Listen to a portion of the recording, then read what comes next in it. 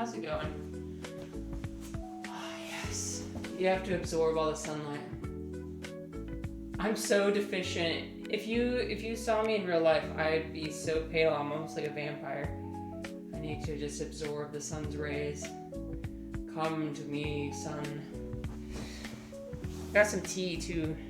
This is black tea. Maybe you can see me, maybe you can't. I don't know.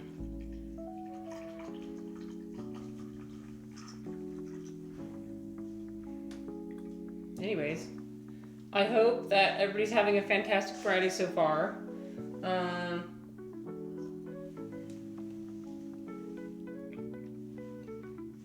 That was really fucking hot. Ow! I like nearly burned my freaking tongue. This is why I add ice cubes to my tea. Hi, Chozo. What's up, Chozo? What's up, Refly? In constant need for iron, found in blood. Yep.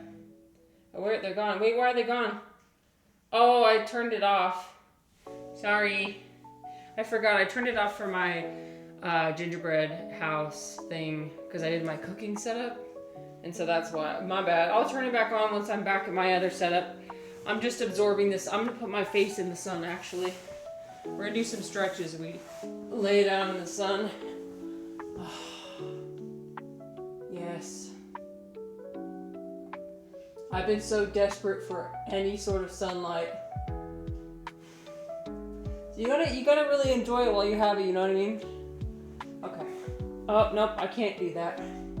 I was gonna pull my leg up to stretch, but that would be not a good idea. What stretches I can do without pulling my legs up? Let's think. None. Oh, I could do hero pose. That one I don't need to pull my legs up. So I just put my legs like this.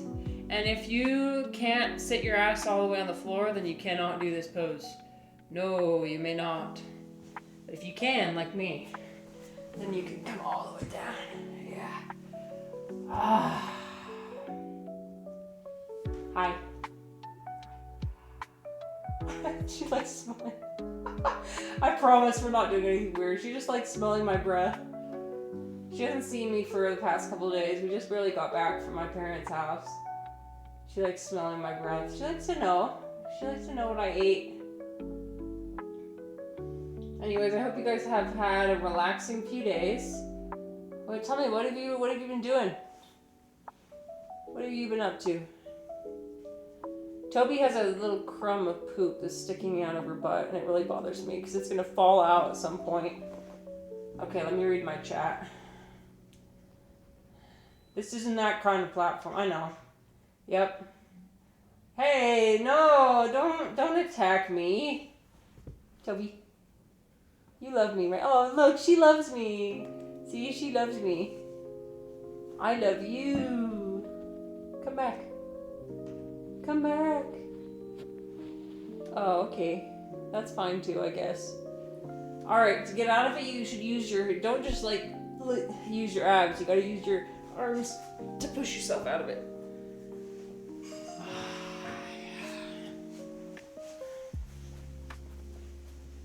Drop the crumb. I know, her ass was literally hovering over this tea earlier. Joseph, oh, you're playing Silk Song all day. That's awesome. Well, you were looking forward to it. Yeah, I love how you got the little Silk Song emoji right in front of your name. That's cute.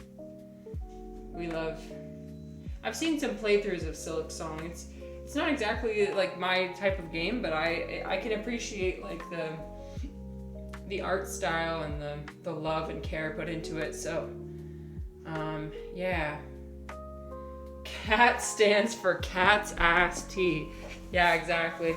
Okay, I can fold my legs without showing anything. We'll be fine. We'll do a little side stretch. So I'm just gonna lift my right arm, stretch to the side. I haven't moved my body for the past 2 days, so I'm feeling a little bit restricted. And that's okay. I mean, it's the holidays, right? But it feels nice to stretch and move. I saw a video about how, like, you can get really tense if you don't move. Like your tendons, there's like filaments between your muscles. If you don't move those, they'll just get stiffer and stiffer over time. Which is no bueno. Oh, Chozo needs to scream and then come back. You can scream here if you want. It's kind of like a void. Sometimes it feels like a void. When I'm talking to my camera, it feels like I'm kind of screaming into the void. This is my personal scream into the void. Get yourself a method. Get yourself a method of... Oh, shit. Whoops. Oh, Refly, you need to do some self-reflection, my friend.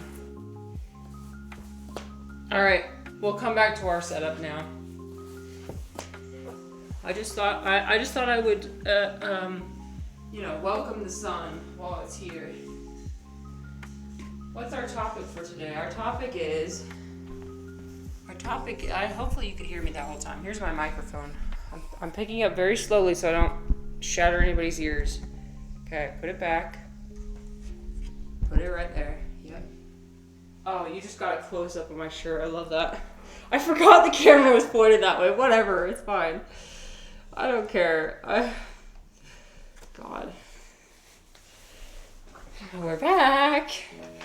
We're back. Doing all sorts of things we shouldn't be. Also, my camera's crooked. Why is my camera... Hello? My camera's crooked. It's fine. We'll fix that later. Anyway. Layers. Humans have layers. Marissas have layers. Ogres have layers. Do you have layers? What are your layers like? Do you have a... Do you ever feel like... Oh, okay, here's the question of the day. Cakes have layers. Exactly. Parfaits have layers. Okay, question of the day. By the way, it's really windy outside, so things are blowing around, and my chair outside is just like tipped over.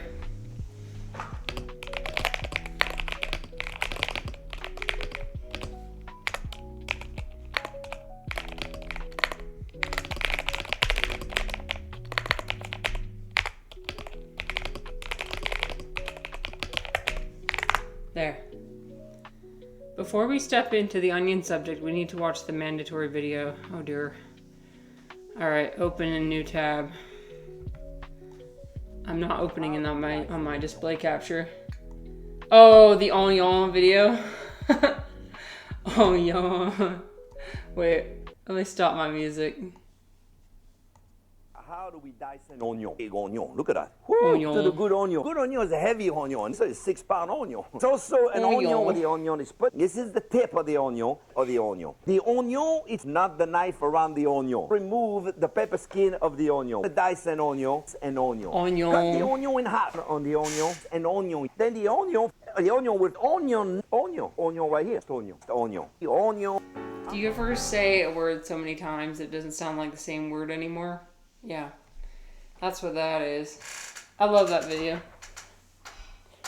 Yep, onions have layers. They sure do, Refly. You're correct. Here's the music for today. Yeah, so my question of the day is, do you ever have to wear a mask around other people, and what does that feel like? Personally, I do. All the time. I mean, literally most of my existence is wearing a mask. It's actually very rare that I get to pull all my masks off and reveal my true self. Yeah, it's unfortunate. I wish there were I wish every relationship I had was a relationship like, okay, maybe I know maybe 2 people in the entire world, maybe 3, who I can just be my full and complete self with. One of them includes this camera. Sorry, you guys aren't people. Just kidding. I'm kidding. It's different when you're streaming, because sometimes it's difficult to connect the dots. Like, oh shit, yeah, I am talking to people, real people. But it's easier because there's a barrier. There's a huge barrier between me and you. Like, I'm never gonna see you in real life, probably. Let's be honest with ourselves. I'm probably never gonna see you in real life, and that's kind of sad. But it also opens up the door for me to just like be whoever, whatever. Doesn't matter. Never gonna see me. Sorry, this is loud. I'm gonna turn it down. Why are you so loud, song? I don't know. I'm gonna skip that song. It's loud. Anyway, so I went home for the holidays, and that was fun. That was great. I liked it. I like being home. I like visiting my parents and my extended family. However, it's interesting. I was noticing this as we were driving back to Salt Lake. Every time I drive to the place where I grew up, I feel like I'm putting on a layer, putting on another layer. But then when I come back, make the journey back to Salt Lake, I'm shedding one, shedding another one, shedding another one, and my true self emerges. Like a butterfly out of a cocoon. You probably heard my husband blow his nose in the background. Me when I'm trying to be poetic. Anyway, yeah. So, that was just something I thought about today. Yeah. True ogre revealed. Let's play Main Street, shall we? Because I know you guys were looking forward to this. I sure was. I do not have any memes for today. Apologies. Hey, would you well, that's actually, I'm going to keep that question to myself. I was going to ask a question about, like, would you rather have me not stream at all? Or would you rather have me stream without memes? Don't answer that. I don't want to know the question. I don't want to know the answer. Oh boy. Another weekend of arguments and discussions. Is that how you feel around your... How dare you blow your nose while my stream is on? Okay, listen. Whatever. Okay, I'm playing my game. I'm done yapping, alright? Sorry, I was trying to connect the dots with my own thoughts. Oh, you know what? I need to play different music. 1 second. Play different music. What music should I play? We'll play some nice... I didn't have any problems with the playlist I played before. Maybe I could play that one. No, we'll do Old Reliable. Yeah. Do that one. There we go. Oh, you know what? I can't do it again. Let me look at something else. Where's the other music I could play? Snowy winter jazz lo-fi. That sounds great. Here, I'm playing this. There. This is the music I'm playing. Okay, we're back. Play. I made it through the Zelda and chill. You playing Zelda? Which Zelda? Which one?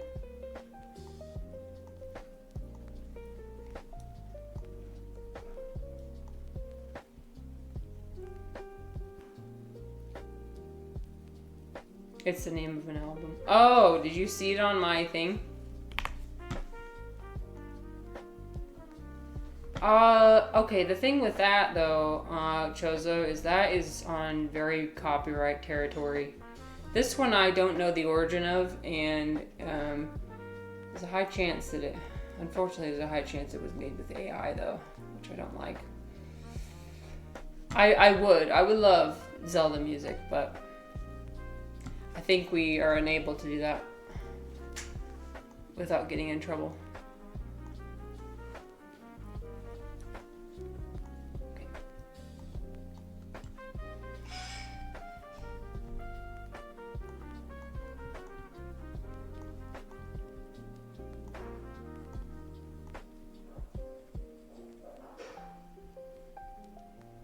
Nintendo lawyers at my doorstep right now.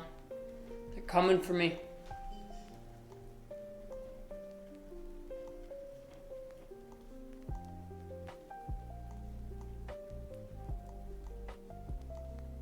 Okay, so no one has anything to say about, oh my god. Okay, it's all gonna be on me now. Nobody has anything to say about my question of the day, really? Oh, I thought I was appealing to the fellow Twitch users with that one. Damn. This always happens. Hi, Just Kibby. Hello, welcome. This always happens, though. I have an expectation of how a stream's gonna go or how a question's gonna land, and then it doesn't. Fuck! Okay, it's fine. Sometimes you just have to scream. Fuck. It's fine. I'm fine. Reflex said, I don't wear masks. Well, good for you. Congrats. Congrats. I'm so happy for you. I'm so happy for you. You know, this is interesting. You know that was sarcasm, right? My husband always tells me this. He's like, you can't find what you're looking for on the internet. You can't find what you're looking for on the internet. And he tries to drill it in my brain. And for some reason I don't listen to him. And I keep coming back. I think it's true, though. I can't find what I'm looking for. Sometimes I can. Not all the time, though. I think I get greedy. I get greedy. All humans get greedy. No, that's not what I was saying, Chozo. Oh, brother.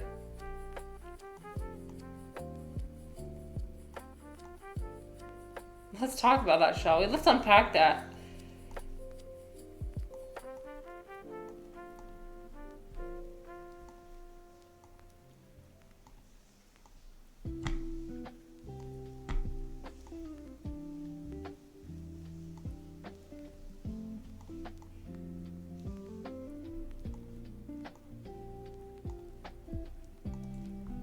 I guess I would have to define what it is I'm looking for. Yeah, you're right. Human connection, that's what I'm looking for. We've talked in the past how, like, you can find it in small doses on the internet, but you cannot find it in its entirety. You cannot find the complete version. It's always incomplete.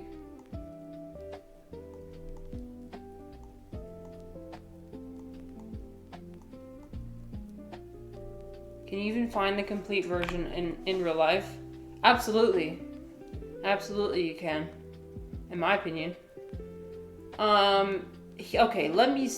here's what I'm looking for, alright? I'm looking for what I have with my best friend, who I've mentioned several times before, where it's like... I don't know, like we just understand each other. We understand everything about each other. And we know how to make each other feel better. We know how to make each other happy. We know how to make each other sad. We know, like, all the intricate details of each other's lives. I mean, the same thing with my husband, basically. My husband's a little bit... Our relationship is a bit deeper than the one with my best friend, but...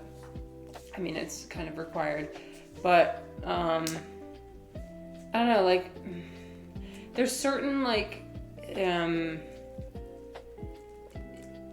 biochemical processes that happen in real life that aren't generated from online interaction. I mean, like, people get to just say whatever they want. That's the thing. It's like a two-way system, right? I get to say whatever I want to this camera, to this screen. I say whatever I want. There's nothing stopping me, because I'm not seeing anybody's reaction in real time. I'm not seeing anybody cringe. I'm not seeing anybody get mad. I'm not seeing anybody get happy. None of it. I see none of it. And vice versa. The chatters get to say whatever they want, whenever they want.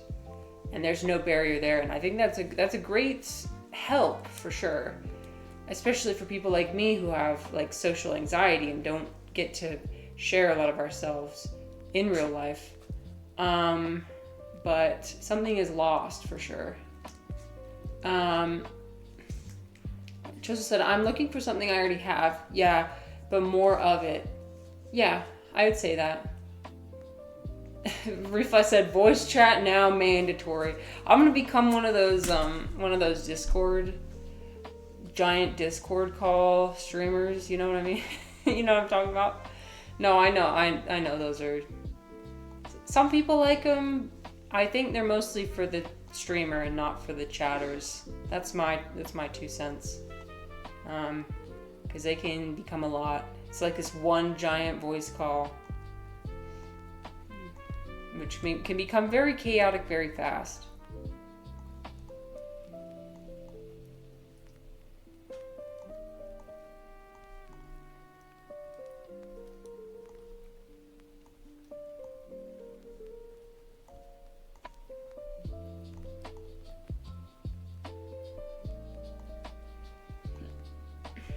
Anyway,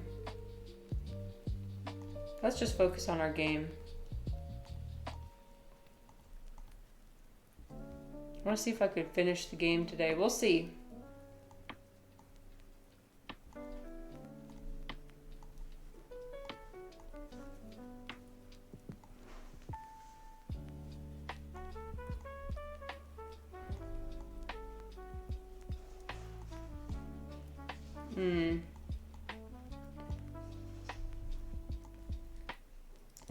Yeah, people close to me always say I'm too open. I'm too open with what I say. I don't really usually filter things. I just say whatever's on my mind when it's on my mind. People say that you shouldn't do that. And you shouldn't seek those kind of relationships in other people. But I just don't want to believe them. My onion is now completely peeled. Yep, it is. This is what's at the center, at the core, the kernel.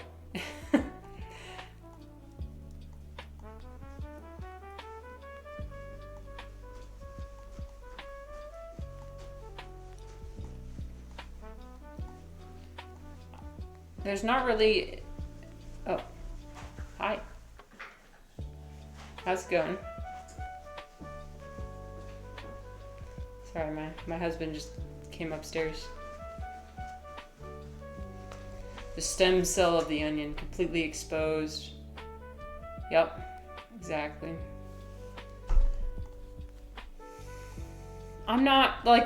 Listen, guys, I'm not complaining, okay? I make it sound like I'm complaining, and that's the problem. People always assume that when I'm being vulnerable, that it means I'm either complaining or asking for somebody's advice. And people love to give advice. Oh, they love giving advice to me. They love telling me how to live my life and what to do. And that's cool, I guess. But sometimes I'm not looking for advice. I'm just putting my thoughts out there. And if it resonates with anybody, cool. And if not, then that's fine too. It's the time of the year to get the husband on the stream. You missed my China streams. He was on the stream many times. My China streams. Okay. These extra things are not worth it in my opinion. I'm gonna get... Ooh, maybe I should get faster shoes. Yeah. extra shoes so I can speed through here.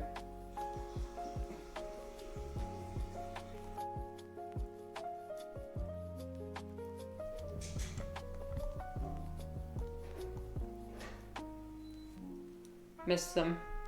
They're on my YouTube channel. Just saying. Just saying, they're on my YouTube channel. Don't worry, everybody missed them. But I have them. I mean, like, I didn't do them for anybody. I just did it for myself. To be able to have a documentation of my time there. And then if anybody wanted to tune in and have some introduction to my passion, then that's cool. If you wanted to see some Chinese ranch dressing live, I know, you missed out. Oh crap. Oh no, everybody's hot dogs. And they're angry.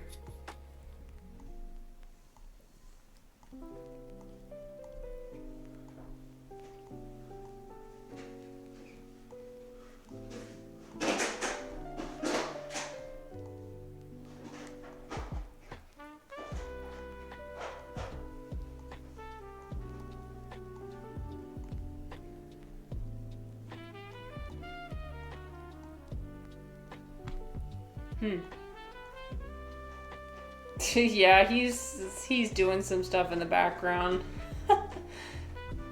It's cleaning day today.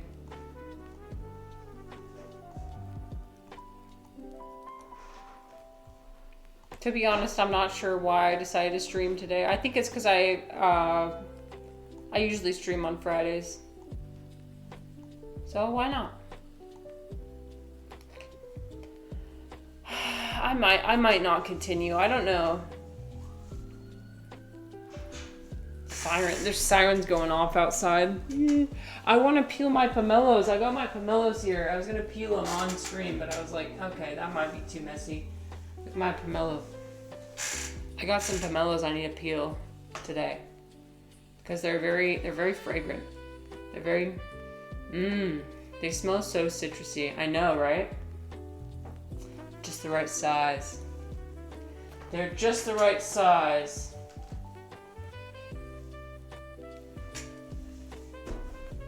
They're not grapefruit, so these are actually small ones. They can get up to be as big as this. So these are kind of smaller ones, but it's nice because you can feel the skin is a little bit thin. And so, but it smells, when I tell you it smells so good, it smells like the most ideal version of citrus you've ever smelled. I don't like oranges. Oranges are, look at the side of the pomelo. This is the side. Here. Look at it. Yeah, it is big. Cut it in half? No, I can't. I don't cut it usually. I do peel it. I'll show you what I do to peel it. Oh, onion. Sorry, I don't remember the lyrics of the onion video. Glad somebody knows. But here, look, I'll show you. Peel the... Here, we'll do this. Why not? Not doing anything else? Alright, look. I'm gonna get pomelo juice everywhere. Peeling back the layers of the pomelo. See it? The skin's really, the skin on this one is really thin. But usually it's really thick. So I'm gonna put a paper towel on my lap and we'll just do it. Fuck it. We'll do it live. Fuck it. Doing it live.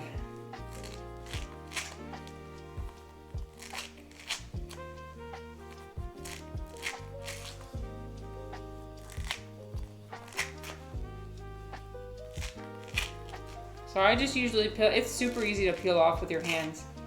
And then after that, I like to peel off the white part. Pomelo ASMR, yep, basically.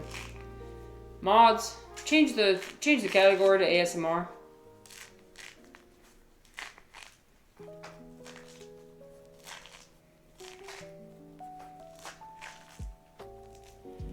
Sometimes I wish somebody would tell me the secret. Like the secret to being, I don't know, entertaining. Like, or just like, I wonder if people get the same vibe from me that I get when I visit other people's streams. You know what I mean? Like I go to like Duncan Did It streams, or I go to like Rexler streams, or I go to like Aristotle streams, and it's like I sit there and I know what to expect. You know what I mean? I don't know. I feel like I'm all over the place, dude. This is entertaining enough. Where else could we see a pomelo being peeled live? That's true. I offer something unique. Yeah, but sometimes I wonder, like, is that what people get from me? I don't know. Nobody ever tells me anything. Maybe I'll come out with a survey and be like, how has your stream experience been so far? Please tell me how I can improve. What can I improve? What can I do better? I genuinely would like to know. Or like what hits and what doesn't hit, you know? It's hard to tell when something is going well and when something isn't. Because sometimes I'll like crash out completely, like absolutely have a really bad day, but then I'll come back and I'll watch the VOD back and I'll be like, oh, you couldn't have you couldn't tell that I was pissed, you know? If I said, you have a lot of regulars visiting your stream almost every time. Doing something right. I guess. I don't know. I'm not... I don't know.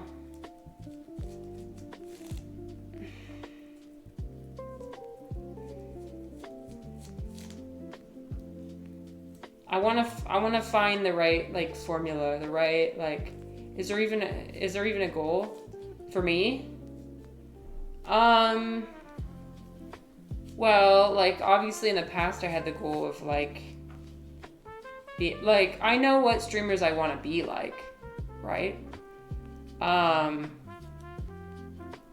I know what streamers I want to be like. Like I don't want to ever be a streamer that's got like 3,000 viewers at one time and the chat's just like going crazy. You know what I mean?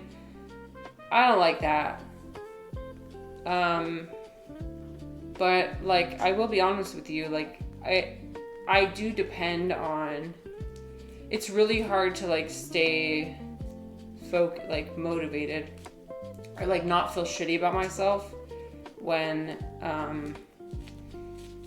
I don't know how to describe it without like sounding like I'm complaining.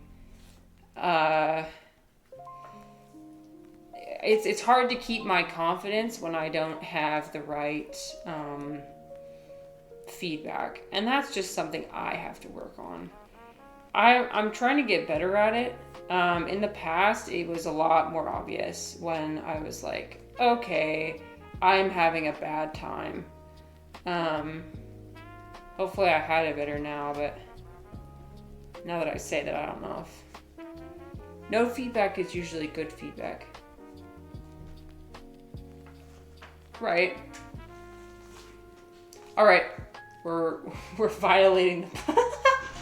We're violating the pomelo now. You ready to see? I'm gonna... I'm literally... This is how you have to peel it open, okay? Look. Let it rip. So this one's not too difficult, but some of them you have to literally use your arm strength pretty intensely. I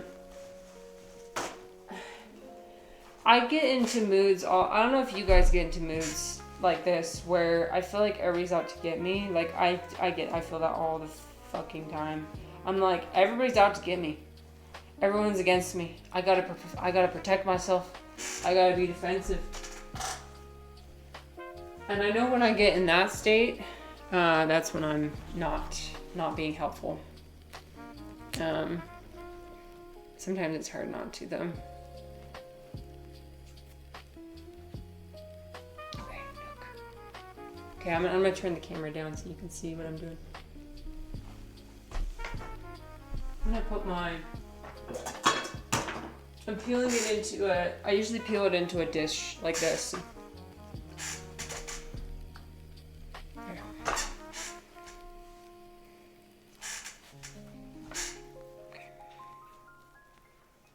Pro tip, don't be in that state.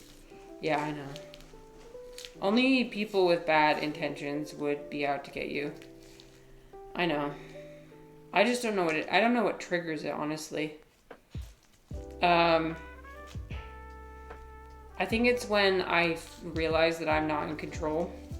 I like to be in control all the fucking time. I don't know. Do you guys like to be in control? I like to be in control. At all times. Pomelo lasagna. Yeah, so you want to rip off all of this pith, the white part, because it will... It's not... I mean, it's edible, but it's just very not juicy and delicious.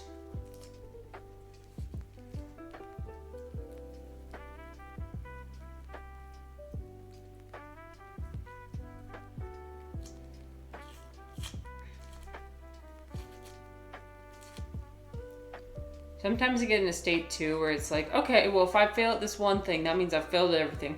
I'm just gonna watch the whole world burn. I'm just gonna burn it to the ground. If I can't get one thing right, fuck it, you know? Fuck it. I didn't want to do it anyway. Fuck it, I didn't care anyway.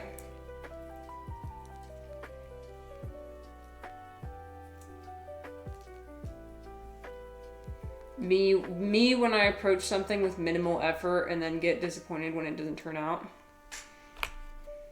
That's my life. Professional pomelo peeler. That's me.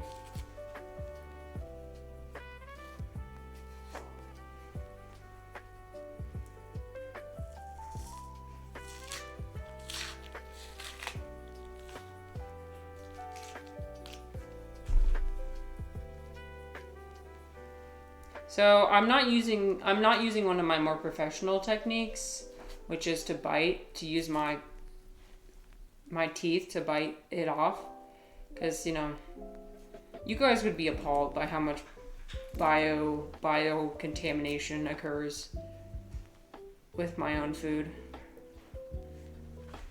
because I do bite it, because like fingernails just don't do the job. Don't worry, I washed my hands like 20 minutes ago. We're fine. I washed my hands. Yeah, okay.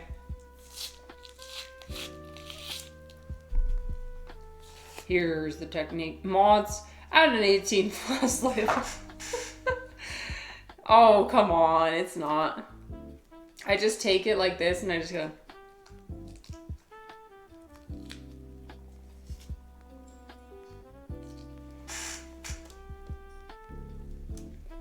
Here, come here. Okay. There. Now you can see my eyes.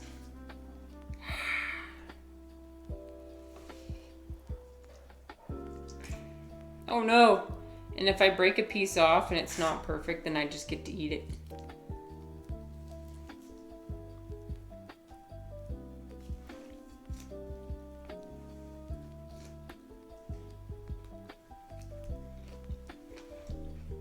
Oh my god, wait, oh my god. Bruh. You want some? It's the most, sweet. It's like an orange, but a little bit more sour. A grapefruit, but a little bit more sweet. The OG. This is the OG citrus. I don't even bother with other ones. Except for limes. I fuck with limes. I enjoy limes.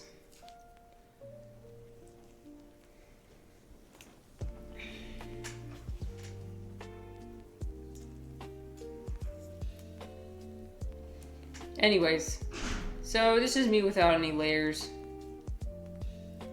Sometimes I do put on maybe 1 or 2 layers. so I don't, I guess, okay, so you do have to put on some layers if you want people to stick around. If you always have all your layers off, then that is loud. We live near a hospital, so that's why there's always sirens. It's not because I live in America. I mean, part of it is because I live in America. But yeah, we live next to a hospital. Every time I hear "you want some," I'm reminded of the British dude going, "You want some?" I haven't seen that. I'll watch it later. Well, do you at least have time off of school, Refly, for Christmas? I mean, whether you celebrate or not is okay, but hopefully you at least get time off. Vacation. And how have you spent your wonderful, wonderful vacation time? You spent it wisely?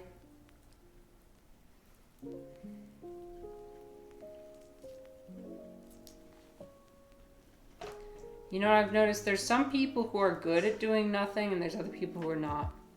My husband is not good at doing nothing. He has to always be doing something.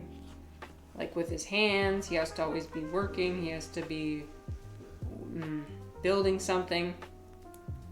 Whereas like I can just sit and stare at the wall and be okay. Like I'll just sit and stare. 2 weeks off. Nice. Monday after vacation is an exam though. Oh, so that's not really much of a vacation then.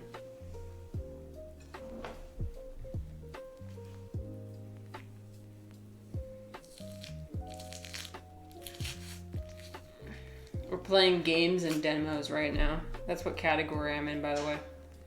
Games and demos. This is a demonstration on how to peel a pomelo. It's a demo.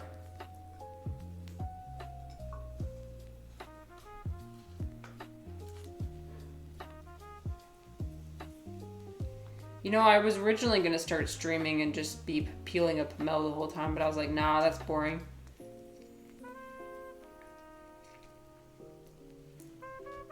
Look at what happened.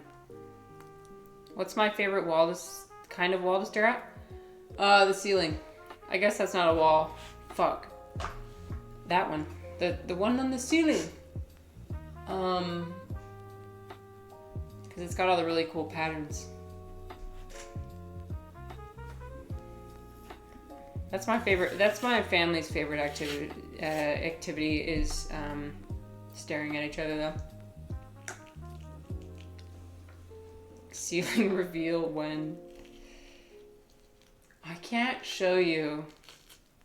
I can't show you like the coolness of the ceiling through the camera. You'll just have to trust me. I like daydreaming and like imagining different, like looking at the different patterns on the ceiling. Kind of like how somebody would look at clouds and imagine, be like, oh, that cloud looks like a horse. That cloud looks like a baby. That cloud looks like, you know. I do that with the ceiling. My dad is also incapable of sitting and doing nothing. He has to be doing. He wakes up at 7 a.m. He's a morning person. He's a morning person with a capital M. He gets up at 6 a.m., 7 a.m. and like does a workout or like mows the lawn or like vacuums the house. He's that guy that's out at 7:30 a.m. mowing the lawn and waking you up on a Saturday morning. That's my dad. So, yeah. He'd always call me and my siblings lazy for sleeping in until 9 or 10.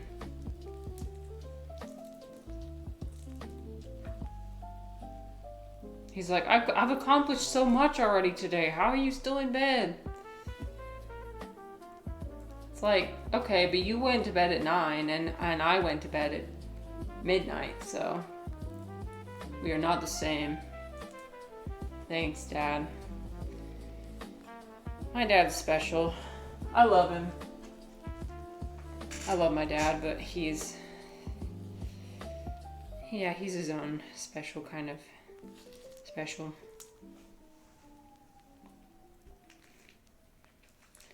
Everyone has problems, right?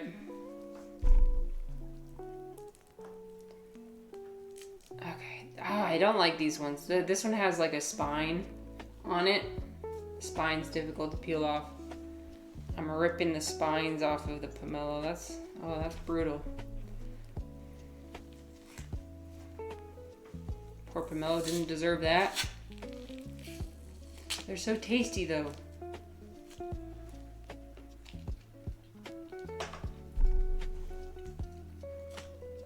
It's so good.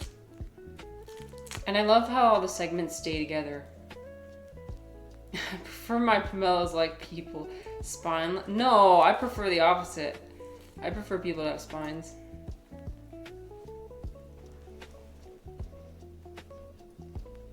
I like it when people have spines. Then they can handle the truth. They can handle all of me.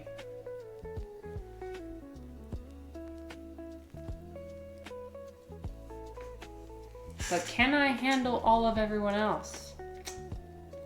I do demand that everybody else handles all of me, but I don't know if I can do that the same for everybody else. So maybe that means I'm not ready to have other people.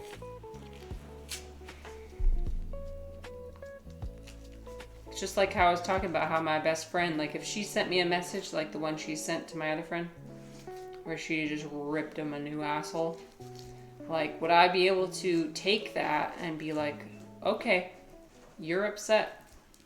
I get that you're upset, but I know that this is just you acting out of emotion and not the real you. Or like, it is the real you, but it's not like, it's very emotionally charged. Would I be able to take a step back and handle it? That would be me accepting all of her.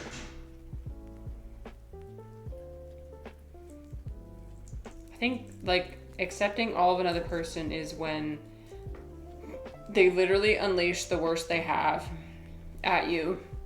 And then you just sit there and take it. And then you're like, are you done? Okay, you done? Let's move on.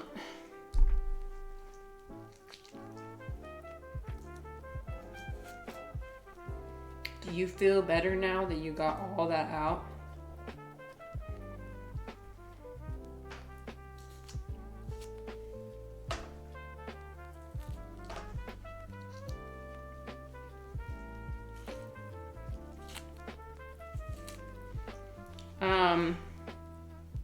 You know how I said I was going to meet a lead, like the founder of my church? Well, apparently he's doing a 10-gram mushroom trip on New Year's Eve. So wonderful. I don't know how I feel about that. It's kind of in the same vein as when Brian Johnson did a mushroom trip live, like, so he's doing a live stream of it. I don't like that, honestly. I don't like it. I don't care if you're like displaying like people's talents. I think he's bringing on people to do music and meditations and stuff, but like I don't feel like that's putting the medicine in the right light. I don't feel like it's something that's to be sensationalized, and also something to take 10 fucking grams. 10 fucking grams, dude. What?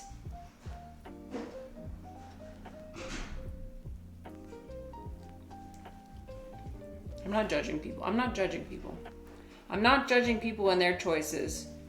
But that is a lot for one person to handle.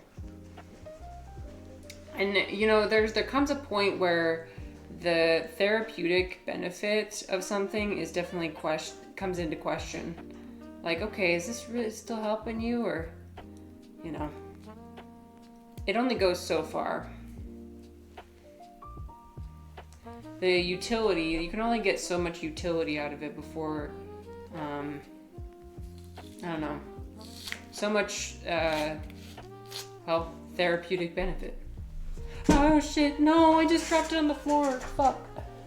Okay, it's fine. It's still in its wrapping, so it's fine. That's what the wrapping is for. It's contaminated now. Oh.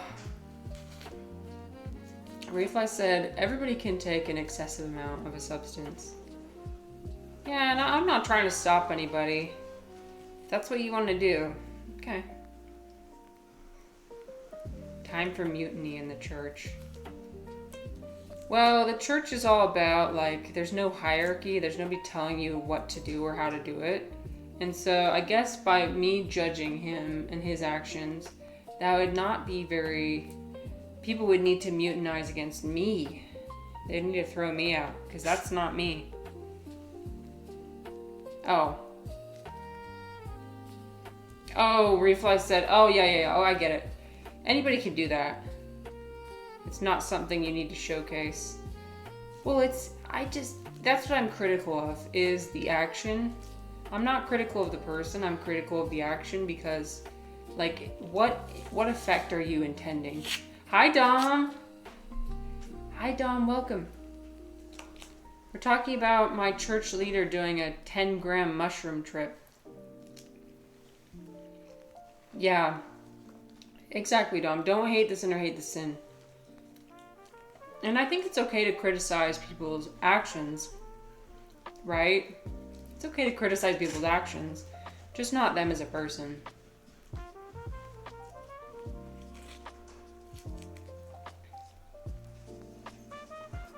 So I am critical of it because I just don't know what his intentions are. Like, what is he trying to show? Like, all he's gonna do is just bring attention to something that's like, oh, whoa, we can have like mind-blowing experiences where we can time travel and go between dimensions, and you know what I mean?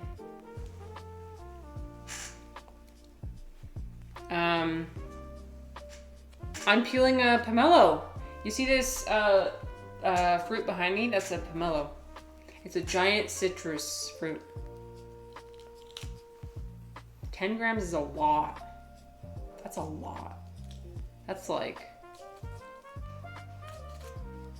I don't even know. That's 5 times more than what I've ever taken. Actually, no. The maximum I've ever taken has been 3.5. So 3 times more.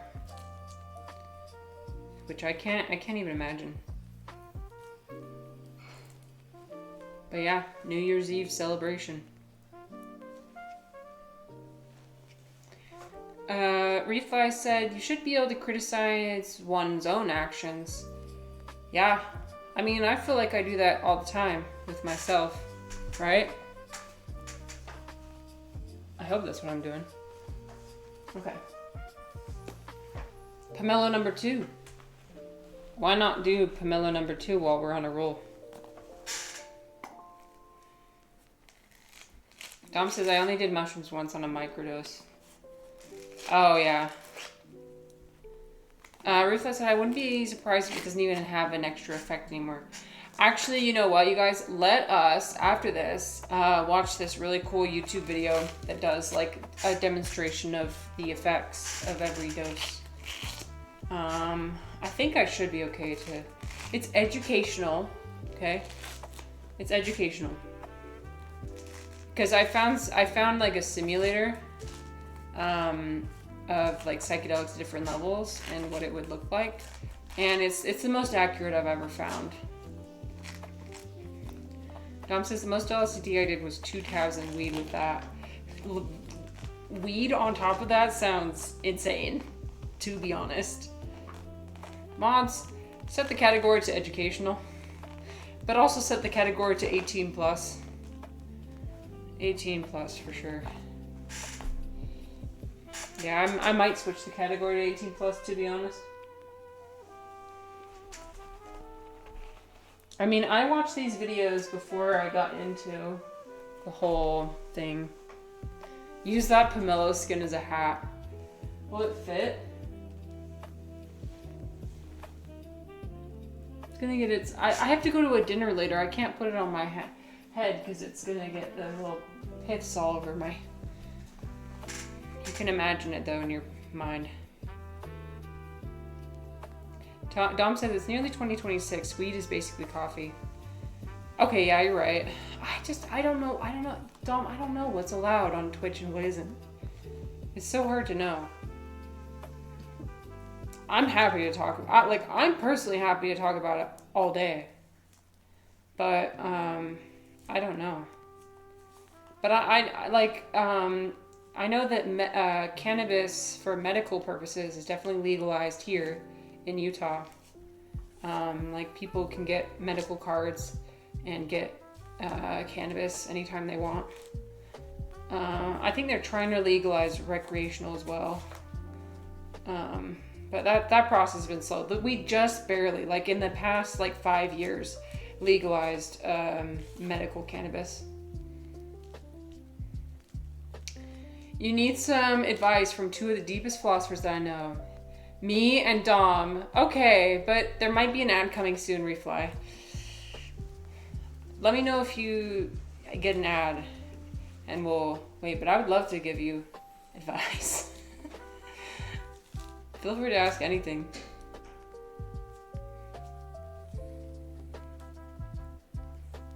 I was too lazy to cook today, so I get 2 double cheeseburgers from McDonald's down the road at 10 p.m. Oh, we got a Louis Vuitton ad. Damn. Personally, I don't like that kind of stuff. I don't like the expensive bags. Especially when you know that they destroy them. They destroy them to create the right amount of supply to fit the demand. To keep the prices high. Look it up. Yeah, I don't like it. It's waste. Waste. What a waste. And then what happens after the bags go out of style? You know? Man's gotta eat. That's true. That's one good perspective. I mean,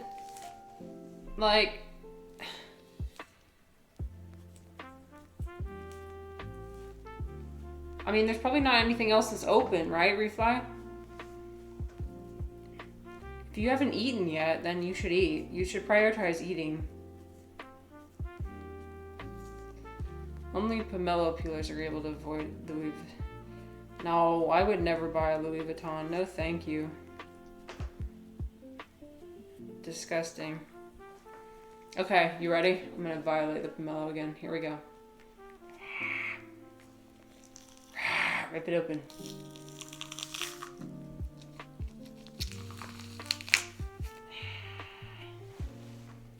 Okay, it broke into some smaller pieces, so I'm gonna eat the smaller pieces.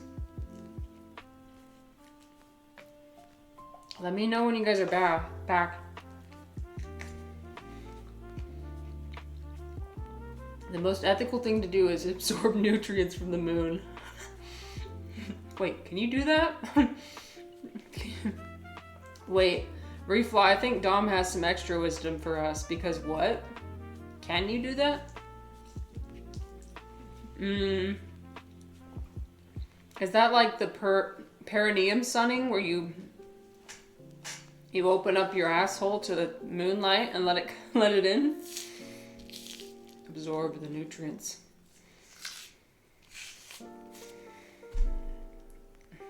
Classic breatharian new age thing. Oh, is it like the kind of people who do the water fasts? Dom, have you ever seen a video of people who do water fasts? That is crazy. People will fast for 40 days and 40 nights, literally, just like Jesus. And all they'll do is drink water. And meditate and, and you'll see them. I've seen videos of people and they waste away. It is... I don't know how that's allowed on YouTube, but there's videos of it on YouTube. I don't support that kind of behavior. How to get a migraine within 2 days, right? I feel like you would go through peak physical and mental suffering. And for what? I don't know. I don't think the utility of that is, like, for what it does, the damage it does to your body. I don't support that. Breatharians get nutrients from breathing and the sun. Okay, so they photosynthesize. I didn't realize humans could do that. I want to learn the techniques. I bet most of them are fake. They must at least consume some amount of sugar. You mean the water fasters? I don't know. I've seen the videos and I've seen how they, like, yeah. I think the most I ever saw was 30 days.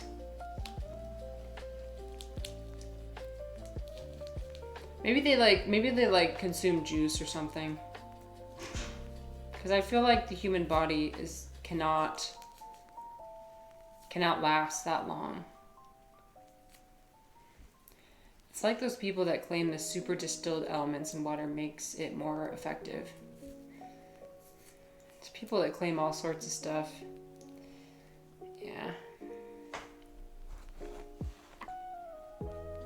By the way, I got some pomelo on my freaking keyboard. Oh boy. This is why we should have had the other setup. Oh well. It is what it is. Dom says, I've seen it in alien mythology as well, that you can just evolve until you can do that. And some aliens do.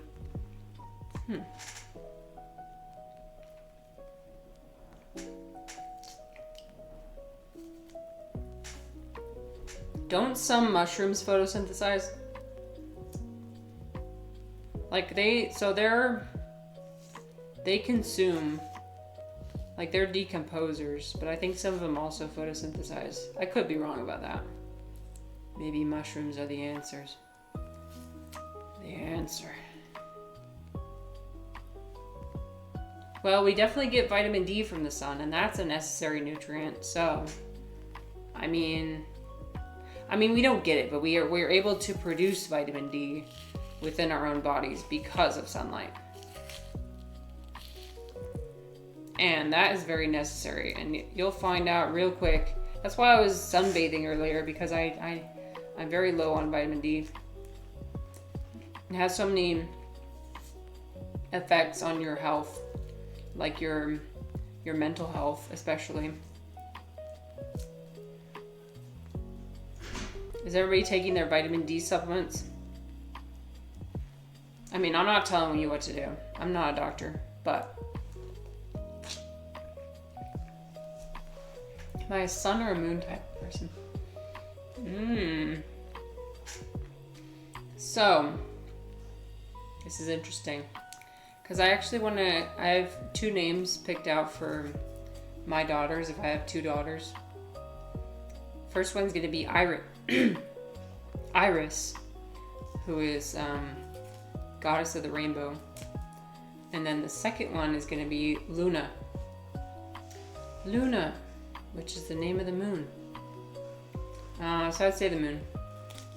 But also, the sun makes the rainbow possible, so we love the sun. But I tend to have more energy at night.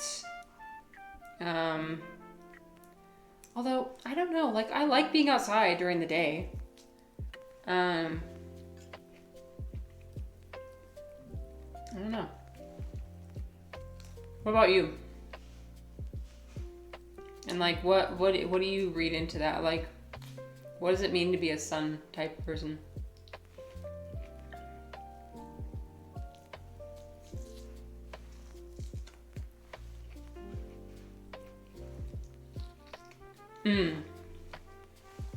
We love nonsense questions. That's fine. Ask any question you want. I enjoy answering them. Okay, I'm gonna eat this one because it's gonna be too much to peel off the white stuff.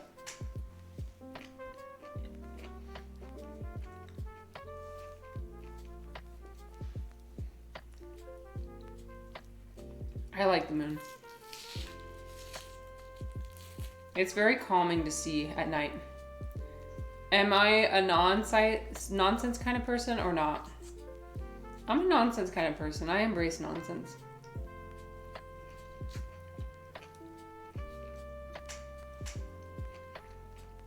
I would like to do more of it.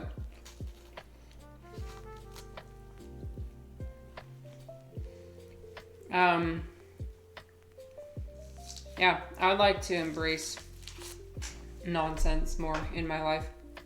Things that don't make sense.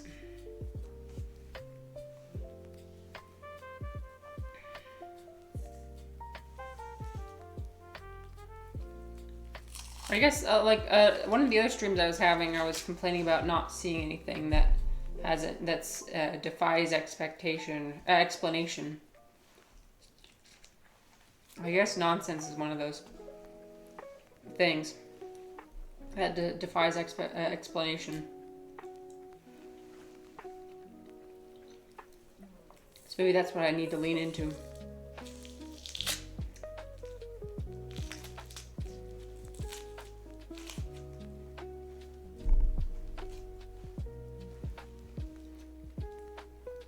Unexplainable in a spiritual sense? Unexplainable, yeah. I would say in a spiritual sense. I have certain people in my community who, I mean, I love their perspective, but also sometimes I don't know, I don't want things to have an answer sometimes. Because that makes life too predictable and too boring.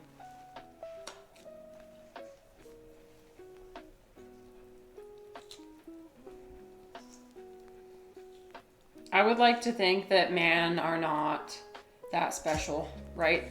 Something that humbles us.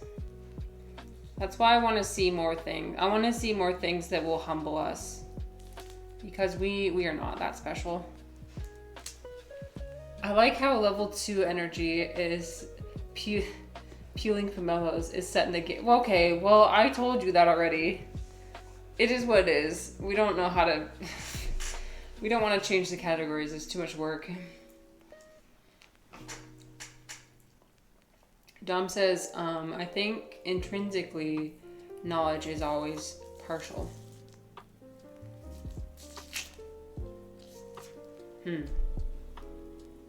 What makes you say that? You've never seen a pomelo? What? You have to try it. You guys don't have pomelos in Australia? That's crazy. Yeah, it's better than a grapefruit. It's better than a orange. It's the superior citrus fruit, the best one. I mean, if I can get it here, you should be able to get it there. Although I think we get ours from Mexico, so maybe not for much longer, but that's besides the point. What would complete knowledge be? Omniscience? That can't fit in a brain.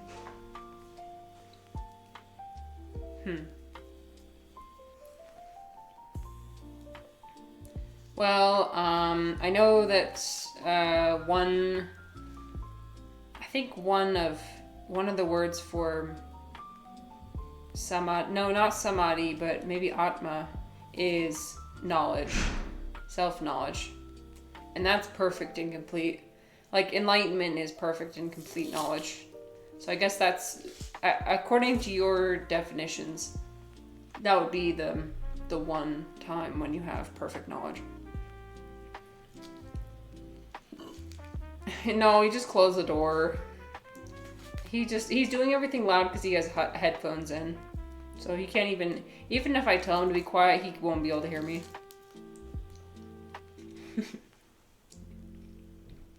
Everything in Australia is deadly. Giant spiders. If there are pomelos in Australia, they're probably out to kill him. Well, he hasn't died yet, so that's good. No, he doesn't listen to my streams anymore, unfortunately. I think he got tired of listening to me yap all the time. It's like, I can only handle so much of you per day. I don't need any more.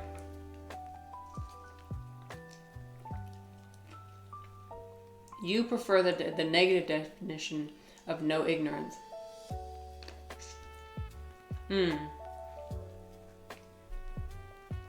Being freed from ignorance.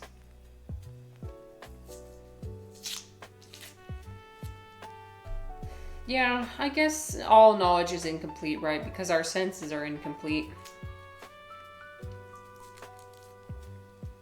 Yeah, that's what I was referring to earlier. Wonder what set us on this path. I'm trying to remember what set us on this path.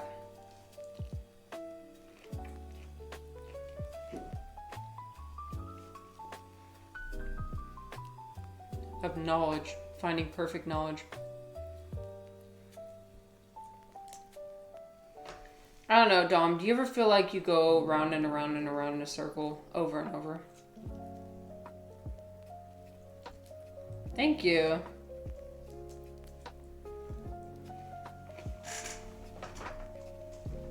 That's nice of you, Refly. Now I'm gonna adjust in my chair because I feel self-conscious. Oh no, people are perceiving me. Oh no, people are looking at me. Refly's like, bro, isn't this what you wanted? It is what I want. Please validate me more. I love it.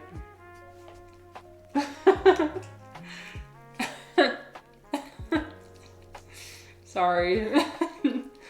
I'm sorry. No shit, I think I just inhaled a pomelo piece. Time to make you regret everything you ever said to me. Women, am I right? Hey, if you guys have any questions about how women work, I'm here for it. I'll answer any question about women to the best of my knowledge. Dom says, you were saying something about you want unexplainable experiences. Yes. Refly, you take that back. Refly, you're on thin ice. You better take that back. That is too far. Oh boy.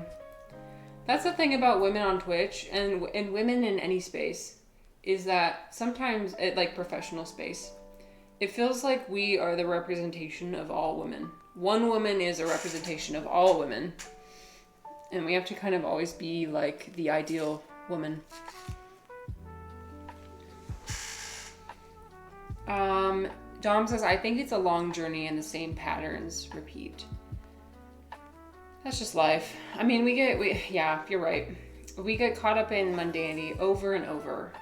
And we get caught up in Dom, I was thinking about this the other day, like how often we get distracted and distract ourselves. And that's why we keep coming back to the same thing over and over. Because we keep getting distracted. We'll like go down the rabbit hole for a while. And then like, it'll be like, ooh, like the game did something. Or ooh, it's time to eat. Or, oh, it's time to pee. It's time to poop. And then you get distracted. That's why I think men aren't shit. And by men, I mean humans. I'm not trying to tie this back to my being a woman argument. This is why I think humans aren't shit, because we literally still shit and I don't know, just so exceedingly imperfect. I just don't know. Like, why did we develop such intelligence? What was it for? Like, how could this level of intelligence, I'm not referring to me, I'm referring to humans. What could this have possibly served? Like, I remember learning about the history of humans, like hominids, and you know, like we needed to be social and work together in groups and be able to, and part of like that's why we like the evolution of communication came about, like verbal communication. You know, we needed ways to work together. I think there are theories out there that verbal communication evolved in women first. I'll have to look that up later. I'll look it up later. But I feel like I remember reading that.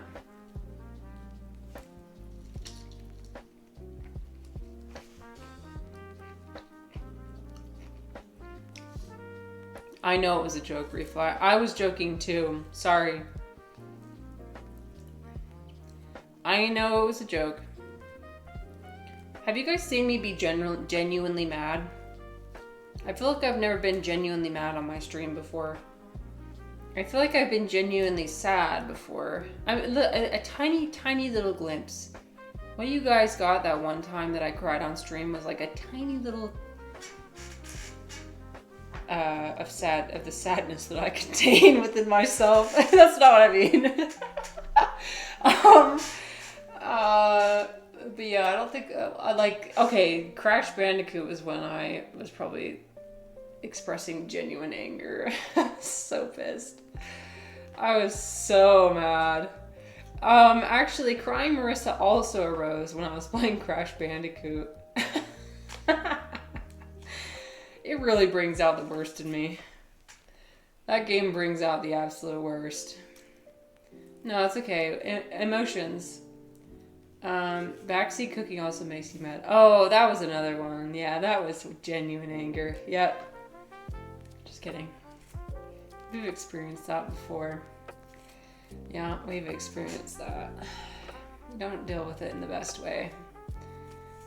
Yeah, I feel like I'm better about it now, but who knows? Who knows? It's impossible. It feels like it's impossible sometimes to communicate exactly what I mean. Things get misinterpreted all the time between like what I read in chat and also what I say. Communication is so imperfect. We know this already, but okay. Here, have some.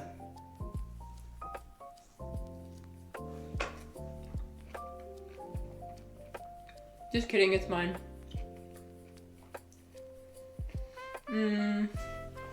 Tom says it's like that. It's like in that Herman Hesse book. The guy lives such a spiritually rich life, but then as an old man, he basically starts from square one. And he manages to get there. I think it would only be objectionable if there's suffering with it, which is just the coloring of things by desire, attachment, aversion, hatred. Dom, were you here for that discussion when I was talking about anticipation? Because I feel like my definition of anticipation is the same as your definition of desire. And I feel like desire causes me so much suffering, like constantly.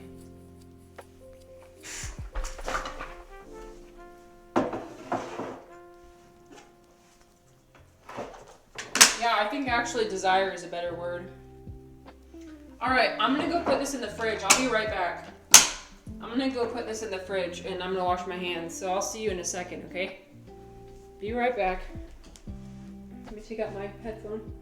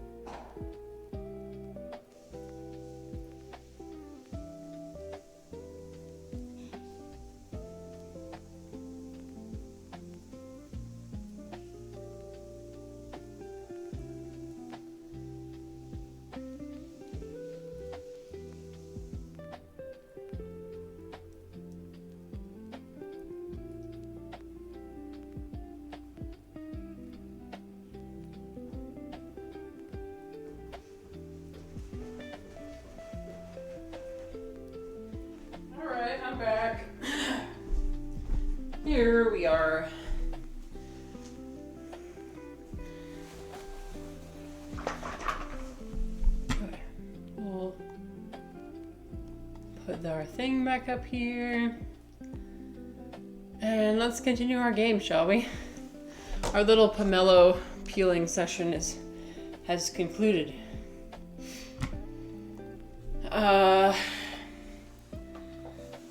Let's see.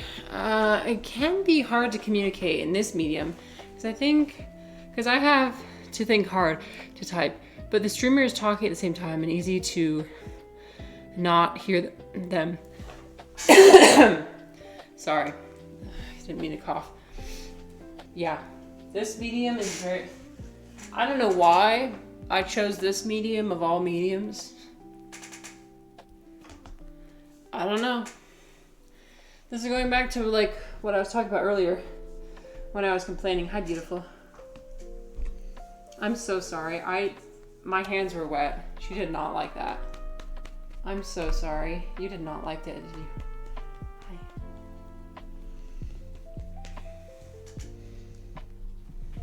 Yeah. Oh, I know. My hands are wet. You do not like it when I touch you. Oh, you guys, the poop crumb is gone. Oh shit. The poop crumb is not. Now I'm gonna be here worrying about where it is. Fuck. I'm just gonna find a random poop crumb somewhere on the floor. Wonderful. Great. I knew it was gonna fall out. Stepped in poop crumb. Yeah, that's just what you get when you have a cat. Little poop crumbs. I mean, my mother-in-law's cat likes to wipe his ass on the floor. He'll just like scoot his ass across the floor if he can't get the poop out. And so there's be like streaks all over the floor, upstairs, right outside of his litter box. It's gross. Hi. You're disgusting. You're disgusting. You're disgusting. I love you so much. She's so cute. Oh my god. I'm sorry, Dom. You know what I was saying earlier about distraction? Well, here you go. We literally get distracted all the time. Hi. I love you. Okay. A rose by any other name. Buddha uses the word tana, craving / thirst. Oh yes, we're talking about desire and anticipation. Yes. I promise you, I don't mean to get distracted, but it happens all the time. Sometimes I think it's like a grace given to us by whatever higher power there is, you know? Like, oh, you're not ready to delve into that topic yet. But I agree with you in that I feel like that is like the root cause of most of my suffering these days.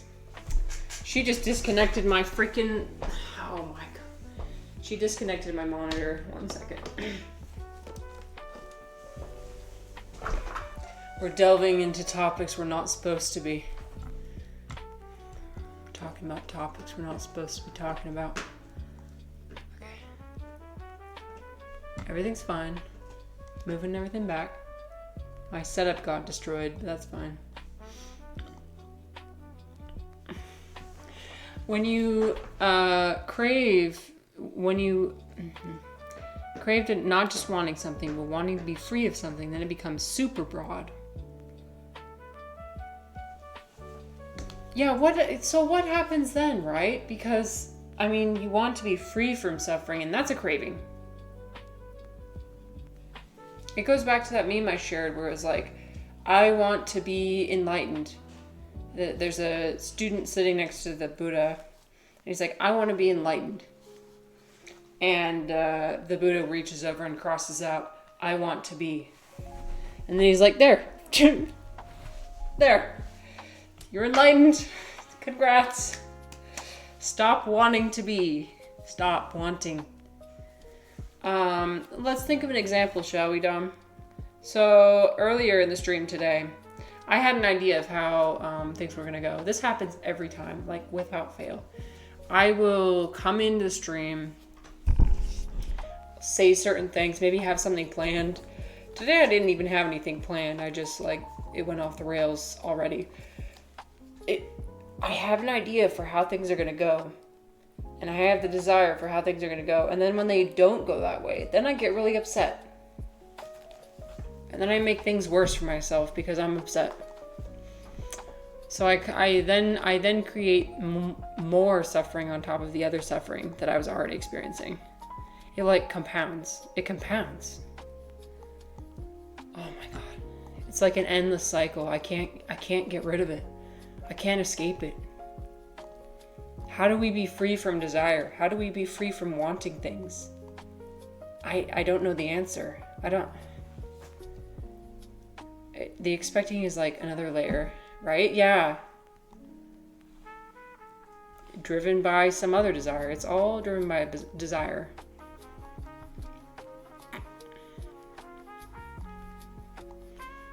How do we as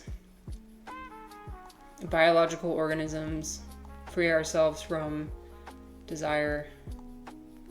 I mean, I feel like the first step is you have to basically meet every need.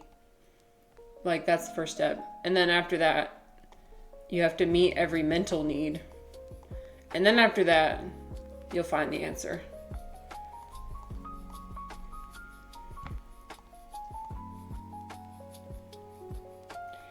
It can be a good practice to try and notice expectations and drop them. Okay, that's a good point.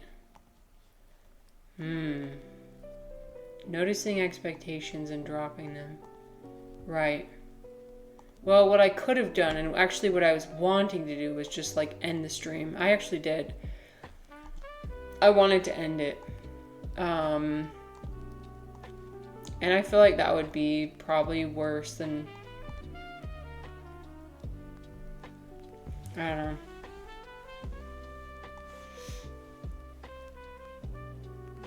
Very Zen and Tibetan.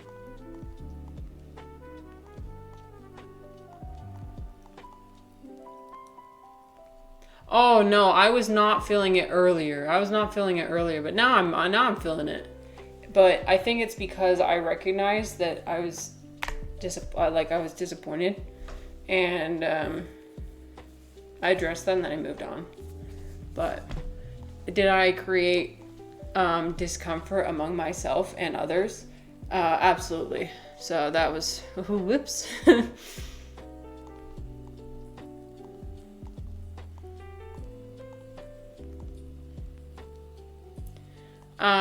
Here's another thing that I'm struggling with is like, can you do it all within yourself? Like, do you need other people to help you? Do you need other people to help you? Like, I love to be able to say like, oh yeah, I can figure out all my problems by myself. But then, if I don't have, one second. One second.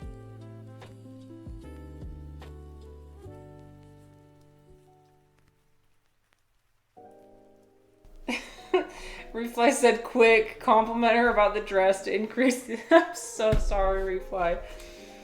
Refly was here for the whole thing. Yeah.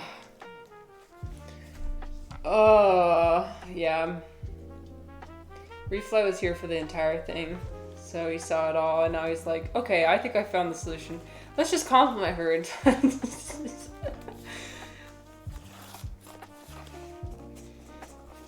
They say therapy is effective, right? Community is a big part of Buddhism. Yeah, therapy. Sometimes I genuinely do feel like this stream is a therapy session.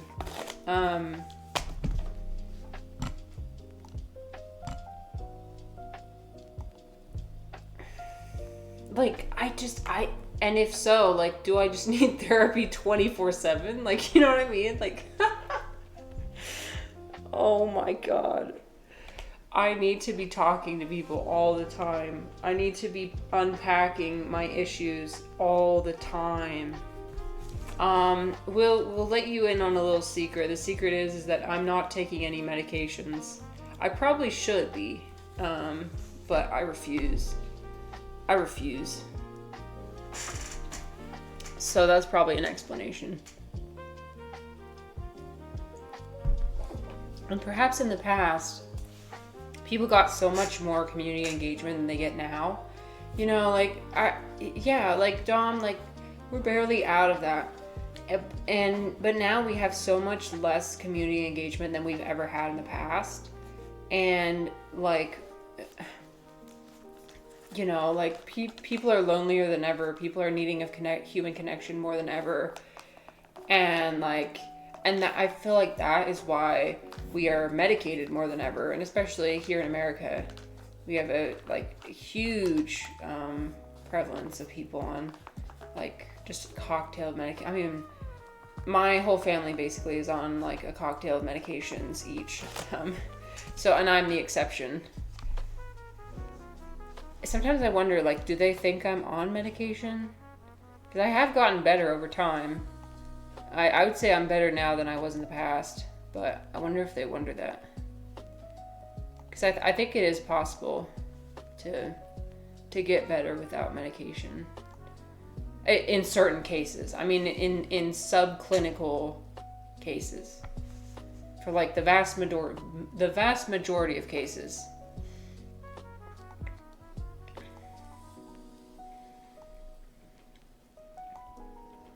But obviously, if you're going to harm yourself or others, like, that is something that needs intervention.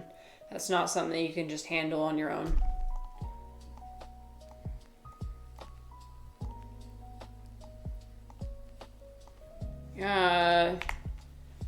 When you were my age, I had a depression period for years. Oh. I see. How did you overcome it?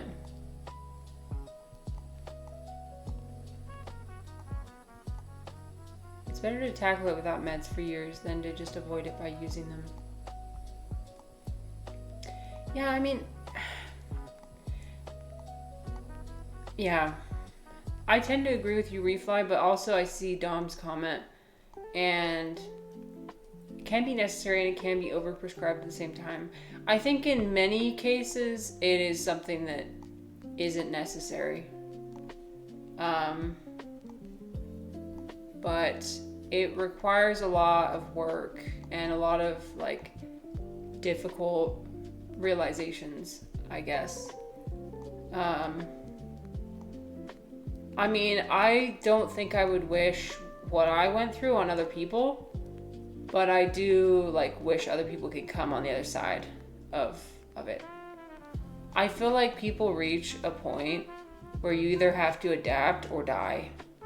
I mean, I'm being dead ass. Like, actually, like, I feel like most people in their life, you reach a point where you adapt or die.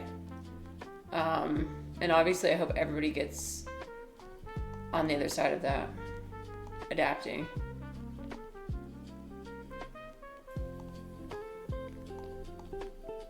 Okay, let's see. He's gonna turn everyone into hot dogs. Okay, we better... I'm not gonna be fast enough. Oh, no. They're all hot dogs now. They did not consent to that, sir. Oh, frick. I just did the incorrect flour combination. We are screwed. The easy way out never gives the best results. Yeah, you could say that about a lot of things. Yeah, Dom, necessary for some percent of the population. Absolutely. Absolutely, it's necessary in many cases. But not for everybody.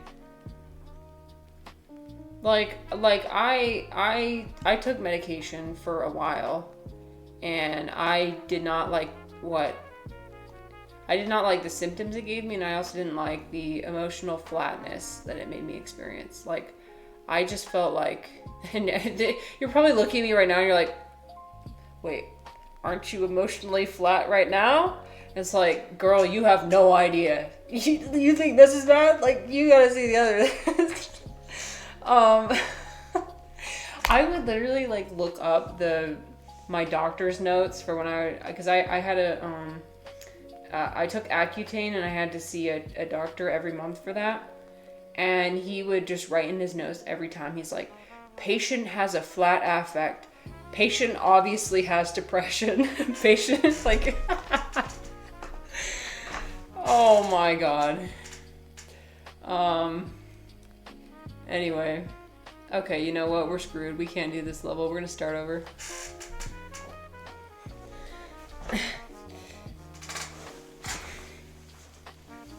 Okay, he didn't use the word obviously, but it's like, he did say like patient, concerns for patient having depression. And he tried to refer me to like a mental health specialist many times. But I could probably find the doctor's note actually. Wait, I'm gonna look up the doctor's note because I want to be real with what I'm saying. I gotta log into mine. Don't look at my password.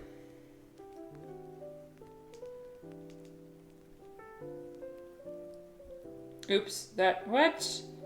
That wasn't the right one? Oh, it's ready now. Okay, let me look. Time to add it to the wiki. Okay, I'm looking. I'm gonna look for it right now. I gotta scroll back pretty far because this was in like 2020, of all times.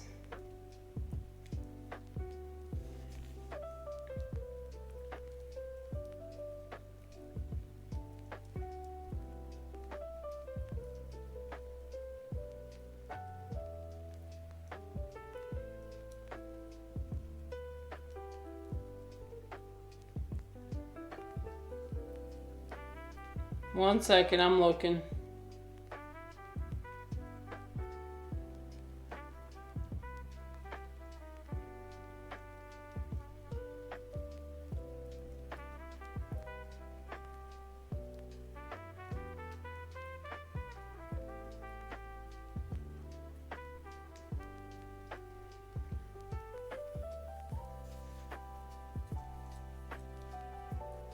I'm getting lost in the sauce now.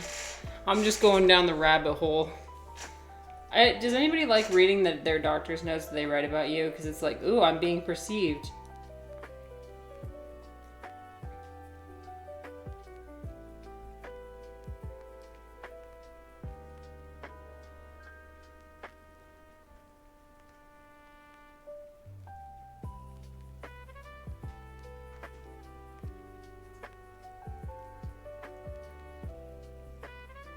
Damn, this is brutal. Okay, I'm not sure. I'm not gonna share that probably. That's probably not a good idea. It's dark. Wow.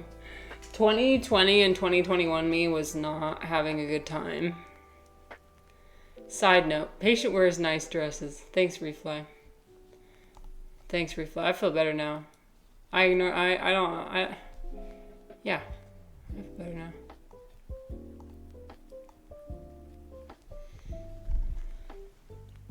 Dom says, my friend with schizophrenia if he's a bit late on taking his meds, he completely stops functioning.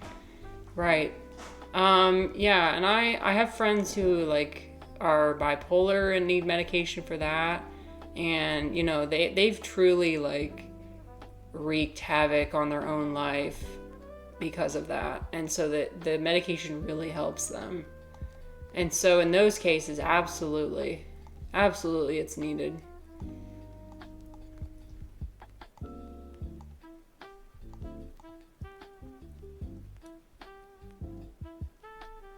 I mean, I kind of want to share, but I don't want to make anybody feel depressed. That's the thing. I feel like I'd just make people feel depressed if I shared what the doctor wrote about me.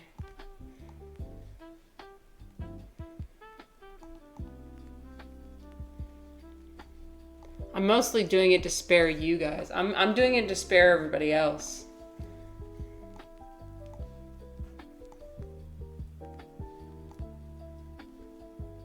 You guys ever do that though, where you're like in a gathering of some kind and like, I don't know, you say something that to you doesn't sound bad, but then the person hears it and they're like, "Are you okay?" They're like, Is there something wrong?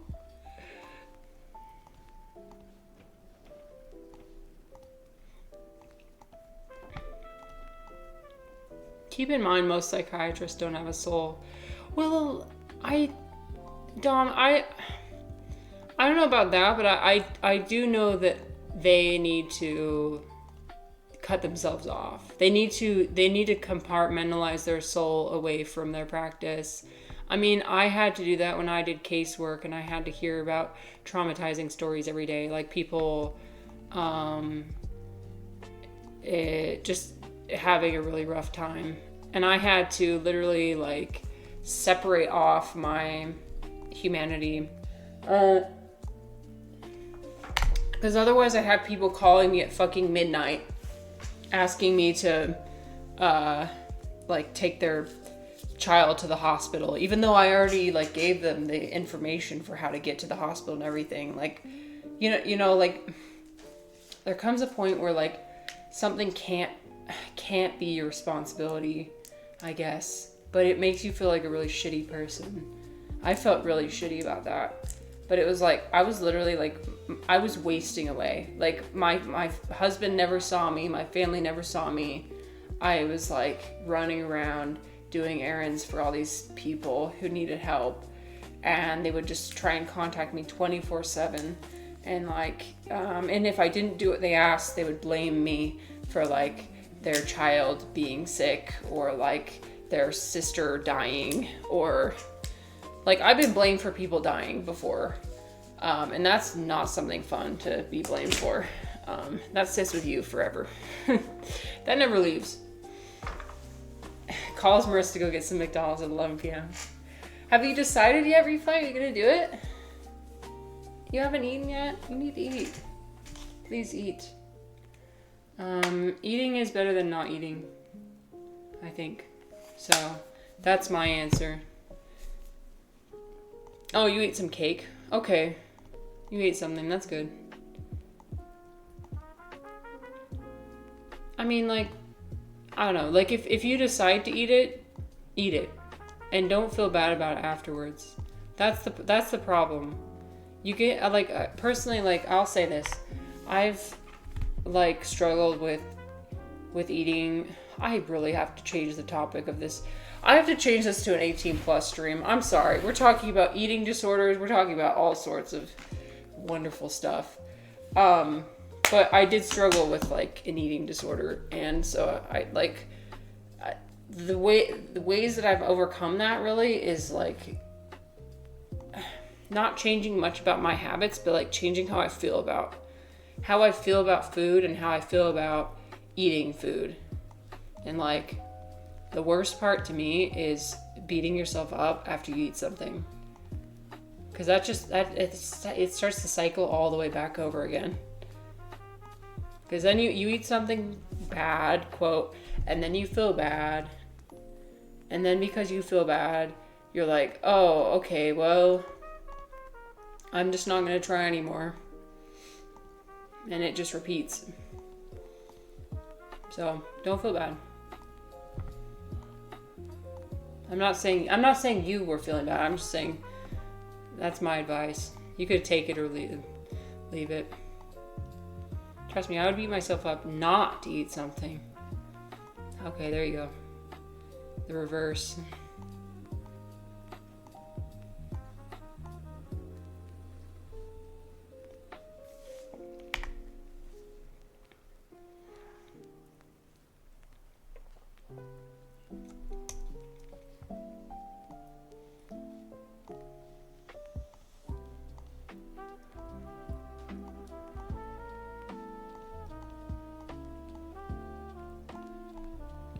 Okay, will we make it? We'll see.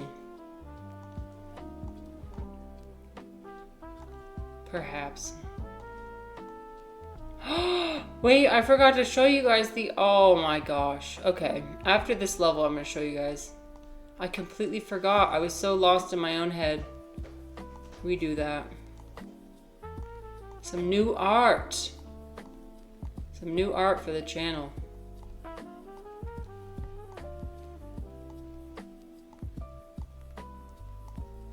Look at some art to feel inspired. I think that's a good idea. Art is, I mean, Dom knows this. Art is like such a good way to inspire people.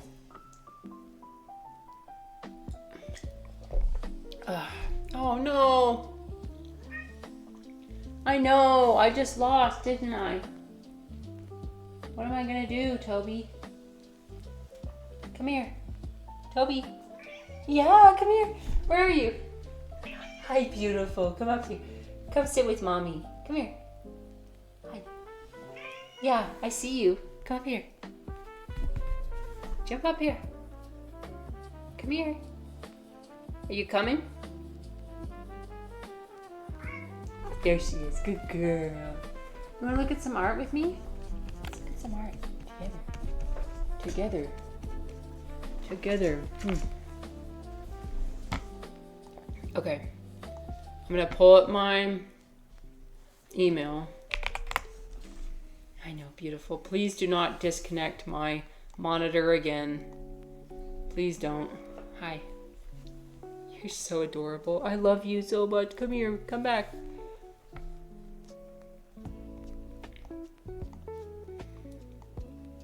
All right, look at this. Oh crap. It's not the background removed version, but that's okay. Look. Ah, it's so cool. It's me making potions. My sibling Tess made it for me. They're so cool. It was part of my Christmas present. Part of the Christmas present was a portrait of me and my husband. And then the other part was this for my channel. I'm thinking about where I should put it. Maybe I could put it like at the bottom of the stream to remind people that we make potions here. Or I could like add it to my starting soon screen. No, come back. Oh, she was just barely on my lap. Come here. Come here. Come back. Come on. Oh. Come on. She plays hard to get. Please? Yeah, please. Thank you. Hi. Love you.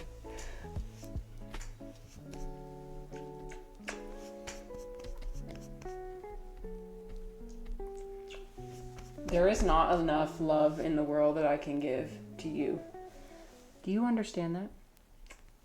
There is not enough.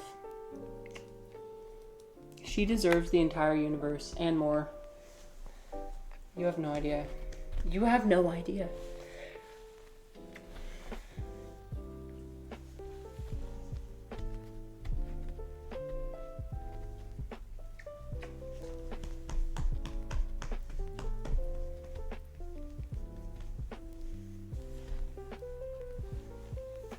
She loves doing the headbutts.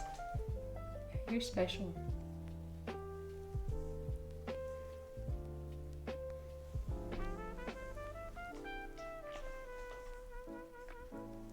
Wait, you want more? Do you want more?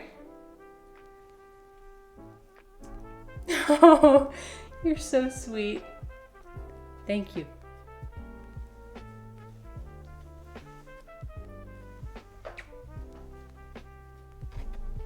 Okay, you done? Alright. I'll take as much as I can get. She's like my daughter. She's literally my daughter. I feel sad when I'm away from her for more than a day. Because I need her. I need her. Anyway, so, yeah. Lots of new things are coming. And thanks for getting pomelo scent all over me. Yeah. She doesn't mind. She doesn't mind anything natural smelling. The only thing she doesn't like the smell of are like perfume or like chemicals. She doesn't like that. But she likes the smell of farts. She does. She doesn't mind. She'll like come into the bathroom when somebody's taking a shit and just hang out. Be fine. But the one thing she hates is like the smell of perfume. She's like, no, that's disgusting. Of all the things.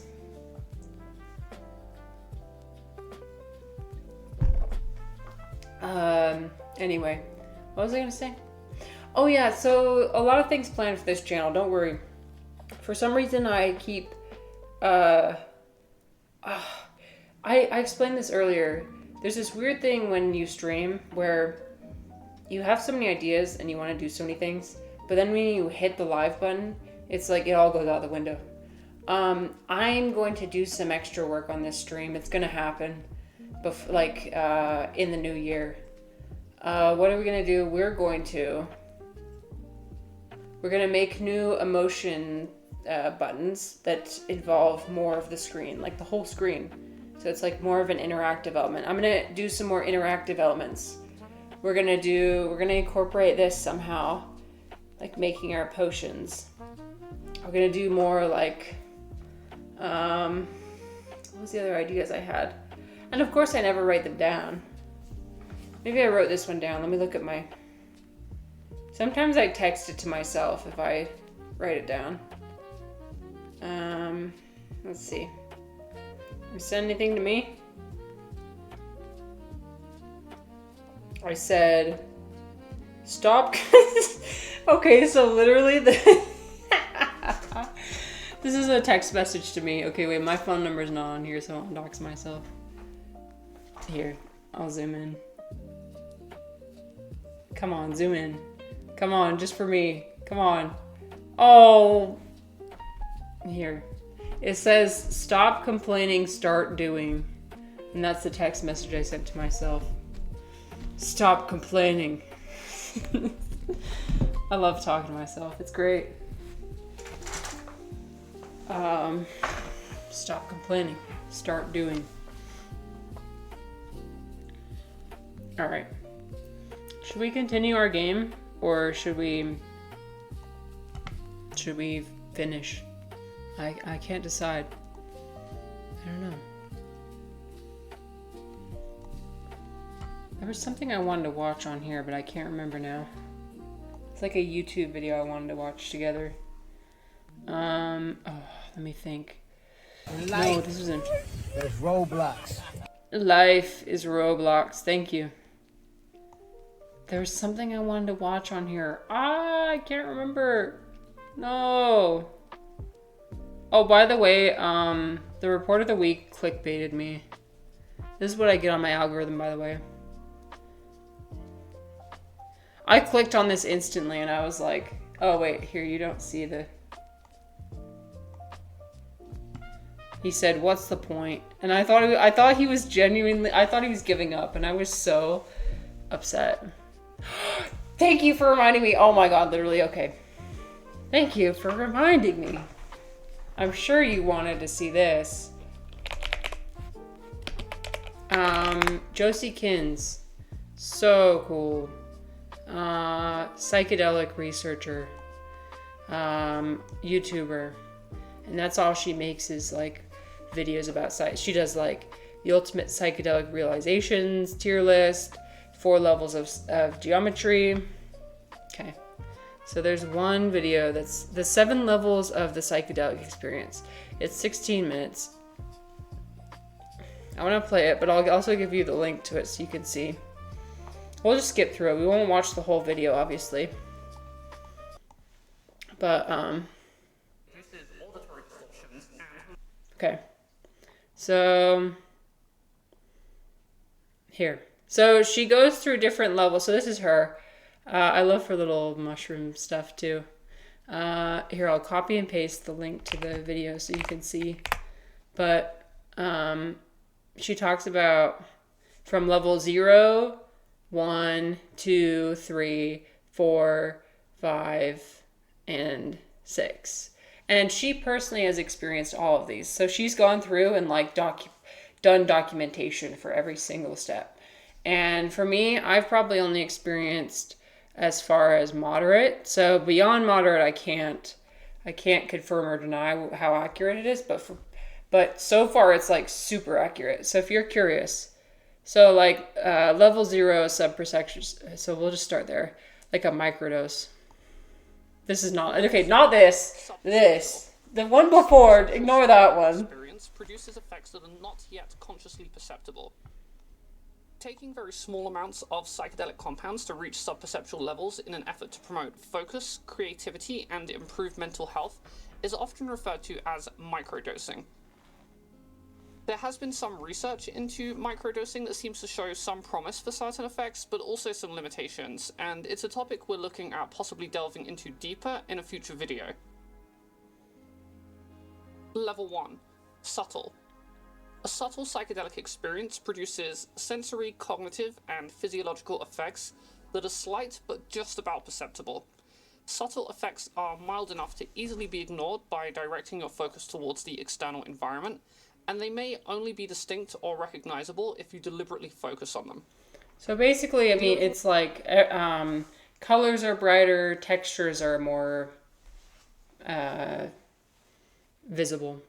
And this is the realm I'm usually in, actually. I don't usually delve any deeper than this. I don't need anything else. I'm not seeing any kaleidoscopes. I'm not seeing any, like, spirit teachers come from a different dimension. I'm not doing that. I like what it gives me at this stage, where it's like clearer thoughts, less executive functioning, less of the noisy, like, like caring about everything. And I've had somebody with anxiety describe it very well, but and he could probably explain it better than me, but yeah, I would just say, like, noise. The noise. It quiets down the noise for like 2 seconds so I can just, like, exist without like needing to form an opinion about everything. Like that's why they talk all the time about, like, the ego and the self and, like, wanting to get rid of the self. And that's why, like, people talk about, like, how mental illness a lot of the time is an excessiveness of self, like an excess of ego, an excess of, in depression, an excess of ego, anxiety, an excess of ego, because you're thinking so much about it. It's not the same as selfishness. It's like self-absorption, but not in the sense that you would normally think of it as. Just, like, constantly being in your own head and thinking about the future or the past. So it quiets down the noise of that. Full effect. Oop, she stepped on my keyboard. Oop. Experience of the world will be largely maintained, but with subtle cognitive and sensory enhancements or alterations. The specific effects of subtle psychedelic experiences may include mild versions of sensory enhancements, such as color enhancement, which makes colors look bright. See, and I love this. So she developed the psychedelic effect index, which is really cool. So she approaches it from a very analytical standpoint, and she's gathered a lot of data from members of the community, like other people who've experienced it, like with trip reports, and also just with how often. This is how you do, like. It's not just her perspective, it's the perspective of a lot of different people that they're all compiling into one.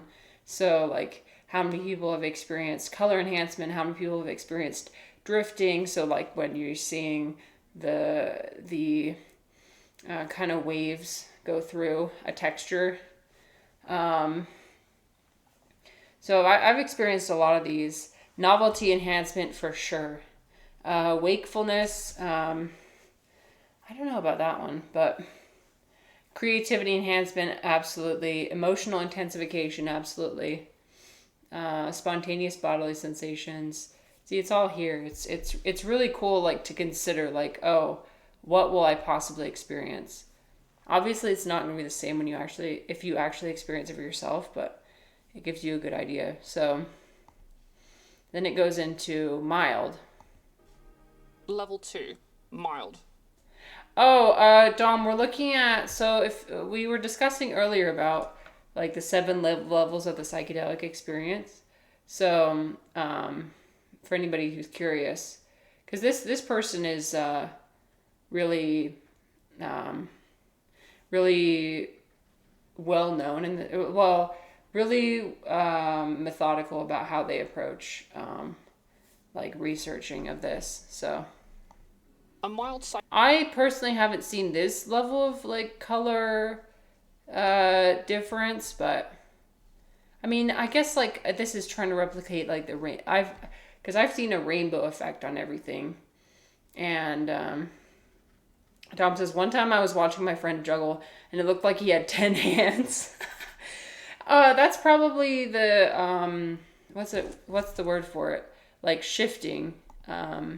of sensory enhancements, such as Drifting. color enhancement, which Or like, you know, when you see something and we'll see it later. Tracers. Oh, thank you. You're more educated about this than I am. Yeah. Level 2, mild. A mild psychedelic experience takes you slightly outside a purely sober headspace. Depending on the person's experience of You see how things kind of wave a little bit. I would not say it's this intense with the neon. I wouldn't say it's neon. I would say it's just like it's more colors. Like, but it's a very subtle edge.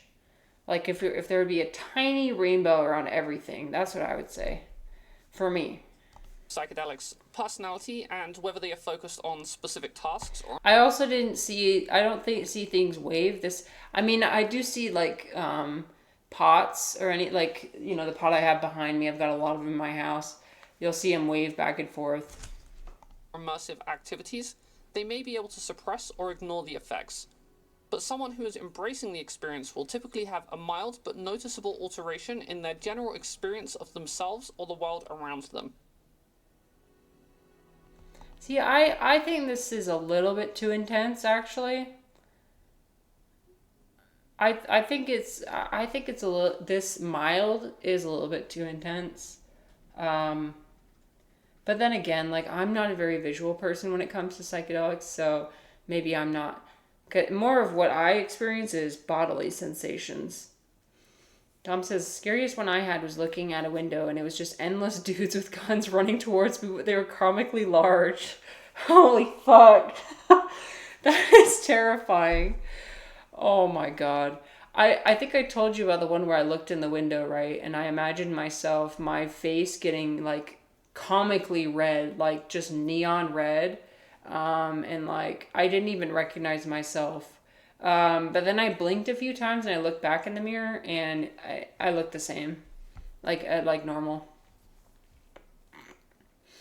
It plays with your, it's basically like optical illusions, like endless optical illusions. It plays with your brain's sense of like forming accurate pictures or forming helpful pictures of our perceivable reality.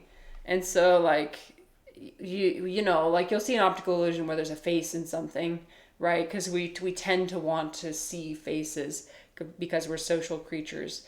I mean, that is just like exponentially more the case when you're dealing with this. This level typically induces a range of weak but noticeable effects, such as closed-eye visuals of indistinct psychedelic geometry, ill-defined open-eye distortions. And I've seen closed-eye visuals when I'm sober before. I've seen them very subtly when I'm sober as well, which is interesting. So yeah, like tracers. So you'll see in a minute, you'll see what it looks like with a person. You'll see like a shadow behind them. That's constantly, if you see anything moving. Analysis enhancement, absolutely. Conceptual thinking, absolutely. Increased music appreciation, that's universal.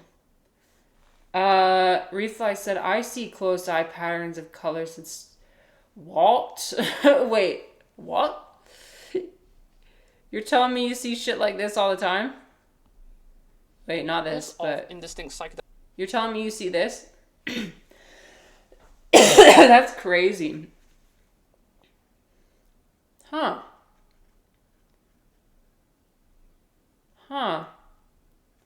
I can only get it when I focus really hard, but you get it without even focusing. That's so interesting.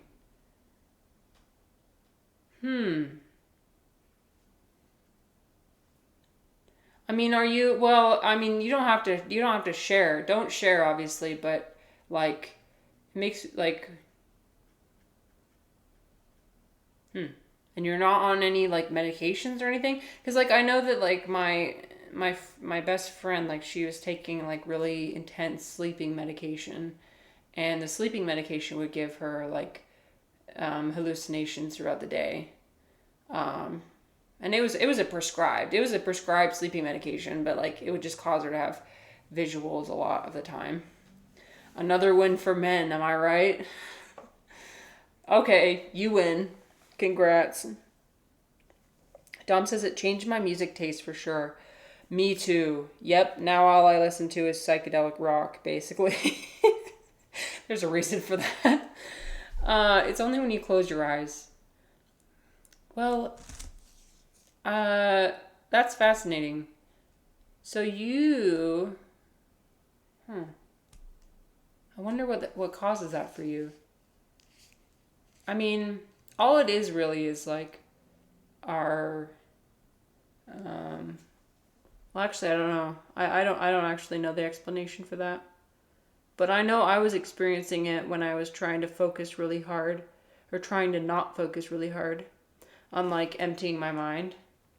Or if I like try to visualize something really hard, then it would appear. Hi, Orange. Hello, welcome. We have Cat Cam right now. She's on my lap.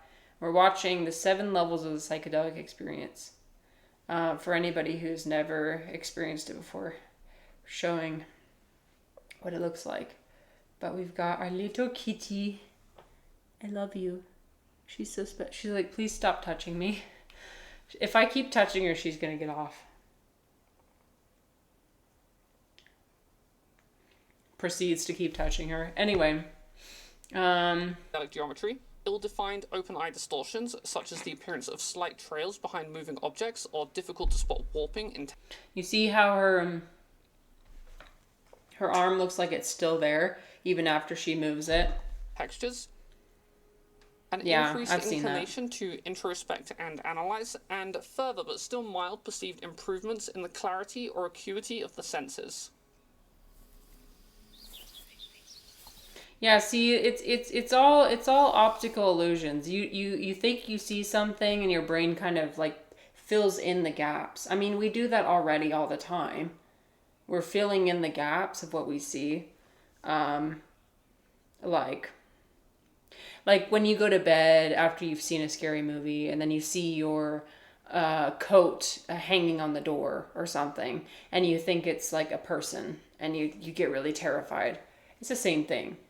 This is just like, whatever that is, it heightens it. It looks interesting. Yeah, it's interesting for sure. We're trying to approach this from an educational standpoint. Oh, and then, the holes. The holes! There's holes everywhere. If you have like acne, or you are around people with acne, you will see this on their face. And if that's a problem for you, then don't look at other people. Yeah, I mean, it doesn't happen like all the time, but it can warp into that. You just have to blink several times, and it'll go away.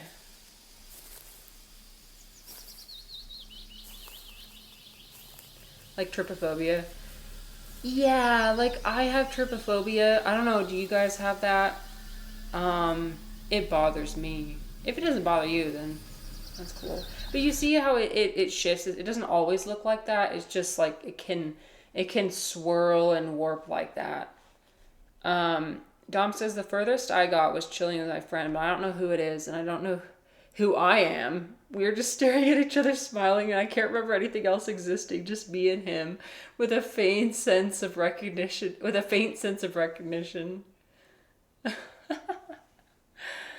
Wow. Well, I'm glad that you had somebody you were really comfortable with, Dom, to do that with. Like, I would not recommend embarking on anything like that with people you are not fully okay with, just like being as vulnerable as humanly possible, right? So see if we can have the cat and my face so it doesn't look like the thing is just on my body. Anyway. Great experience. Oh, did you feel like you guys became closer after that? Like 300 micrograms and weed. What does the weed do? Like, what is it, how does it enhance the experience? Like, what does it do to change the experience? Okay, so this is moderate. Level 3, moderate. Some weird bond. You guys have got a weird bond now. Interesting. The guy went way deeper than me. That's something you've got to be careful about, right? Like, it's up to you to have your own experience. And I like that you didn't go as far as him. Like, you probably did it. You need to arrange your own experience and not try and follow other people. Because other people, the same dose could affect you completely differently.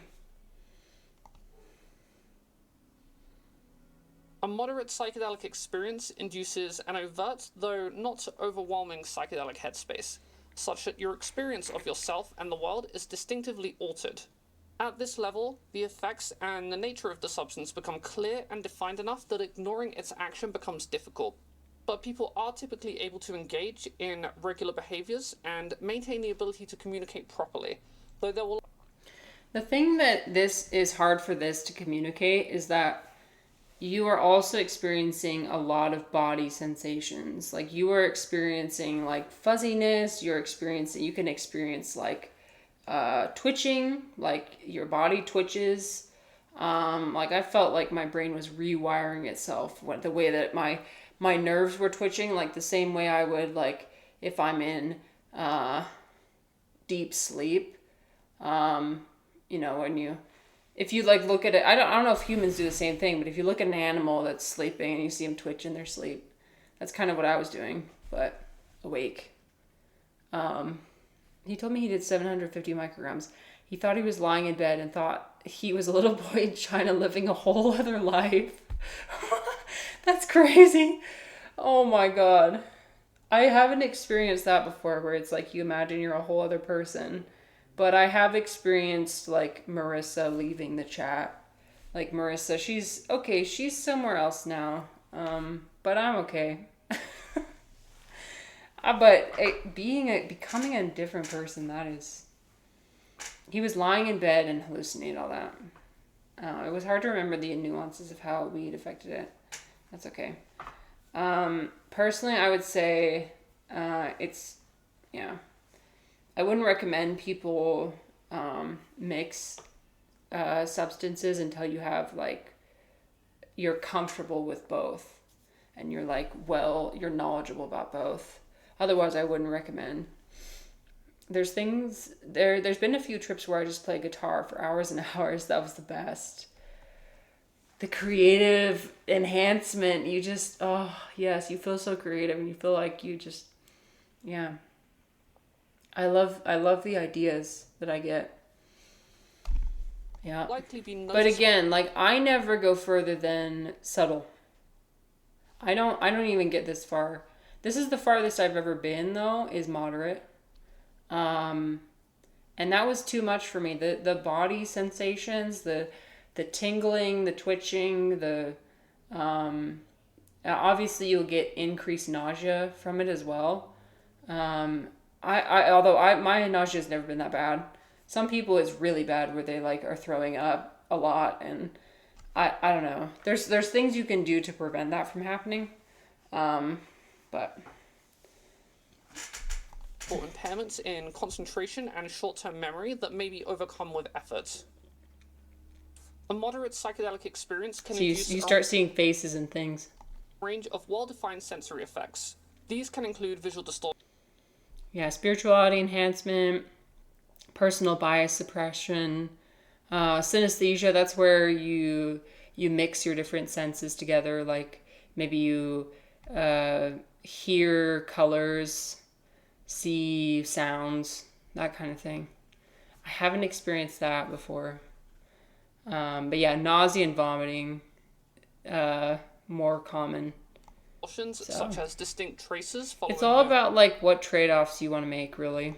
Objects, symmetrical texture repetition, The external environment. But you notice how it goes in and out. It depends on how much you blink. Like the more you stare at it or lean into something, the more warped it will get. The same as if you stare too much at something sober and you start to zone out. It's the same thing. If you just blink a few times and reorient yourself, colors in the environment may be not only brighter but shift to a different hue. Distinctly present and complex yet not overwhelming geometry may also be present within both a person's open and closed eye vision. Alongside this, there may be more hallucinatory effects such as pareidolia, which causes you to see patterns, objects. I've seen the faces. I've seen the faces in like trees, tree leaves. Tree leaves is a huge one. I see faces, but again, I don't usually go outside. I don't like to leave the comfort of my own home. I just stay in my own home. It's safe there. You like, it's all about the set and the setting. You need to be safe. Because things can escalate really, like you want to be in a place where like you're comfortable and you know everything around you and faces embedded within textures or scenery, and daydreams accompanied by closed eye imagery. I've not seen anything this. No, I've not seen anything this vibrant. I always get, for some reason, Dom, I always get yellow and green. No, sorry, yellow and black. And it's always the same hallucination every single time. I don't know why. It's like yellow and green kind of spiraling. I'll show you it later. It's one of these future ones, but a lot less, a lot. And I see like little jokers. I see jokers with like the bells on their hats and they're kind of smiling at me. It's creepy as hell. It's creepy as hell, but I don't know. And yeah. When we go further, I'll show you what it looks like. There will often be increased feelings of spiritual. But it's very faint. Like I know it's there. I could see it kind of, but there's mostly black. So have you seen? Well, here's the really weird part. The part where you see that there might be patterns or whatever, but then there's like a brightness, and it literally looks like a light shining at you. It looks like a spotlight shining at you. Reflex said, what if you suddenly need to poo? That's why you need to be at your house. That's why it's so important for you to be home. Yeah, I've never gotten to the point where I need assistance. Actually, I don't want to get to the point where I need assistance using the bathroom. I don't want that. So I can't personally say like what it's like to do it without assistance, but I will say this, like I've sat on the toilet and literally I feel like it's the same time loop going over and over. I'll sit on the toilet and be like, how long have I been here? And I'll just be like, wait, how long have I been here? And I'll ask myself again, wait, how long have I been here? And then I'll just be there for like 10 minutes just sitting there.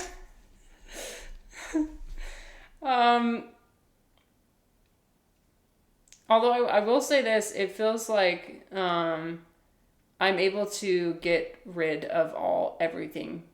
I feel like we're in too much of a hurry, you guys. You're in too much of a hurry when you're peeing. Don't take the time. Get it all out of there. Out of your bladder. Get it all out. And my experience is that I'm always able to just get it all out. I'm patient. I don't have anywhere to go. I'll sit there as long as I need to. And so that's probably a healthier version of peeing for me, at least. Dom says I had to use a public toilet. No. This is why we stay inside. Oh my God. It smells so bad and the dude shitting in the next stall was so gross. The smells will be enhanced. Yep. But the thing is that did the poo gestures arrive? The thing is that, oh my god, you literally derailed what I was about to say. Fuck. I guess it wasn't that important. That's an evil thought. Well, that's the thing. You can also perform inception on people, right? Like, if you give somebody an idea, they can, like, start imagining it. So, yeah, I blame you, Refly, if that ever comes up. You're to blame for that. But, that is one thing that when you're in your normal, like, just sitting here, your sense of smell is also heightened. So sometimes I feel like I could smell my own asshole. Or like my own digestive system. I feel like I could smell my own it's not like I fart or anything. I just smell what's in me. I don't know. It's not like I'll just be existing and all of a sudden I have a whiff of ass just like come across my nose. Next time you're tripping and you have to go, you'll see the Stop, Reply. You are playing with fire. And Dom says Dom doesn't trip anymore, so you know. Yeah, I don't either. I mean, I microdose, but I don't ever get this extreme anymore. It's not. Now that's a good way to make people stop using substances, I guess. Force a visit from the terms poo of jester. cognitive states, there will often be increased feelings of spirituality. Alright, my leg is getting memory tired. and Can you please get off? concentration impairment, an increased My leg's tendency to getting tired. I'm notice so or sorry. Can appreciate you please common get or off? mundane things that you would normally I'm so ignore, sorry. and an increased tendency for your mind to wander from topic to topic and thought to thought. It's also very common to have an increased tendency to perceive things as funny and to laugh very easily. Okay. So this is all fun and cool, right? But then you get to strong, and that is. Did I see what? What I see? Are you making me? That was footage of Dom being in the public restroom washing his hands. Right? Yeah, you can, especially when you turn the sink water on and you're washing your hands, you're like, whoa, the water, and you hear the water in your head. The sounds are very fun. Okay, strong. Level 4. Strong. A strong psychedelic experience creates a fully immersive headspace that significantly alters a person's experience of the world and of themselves.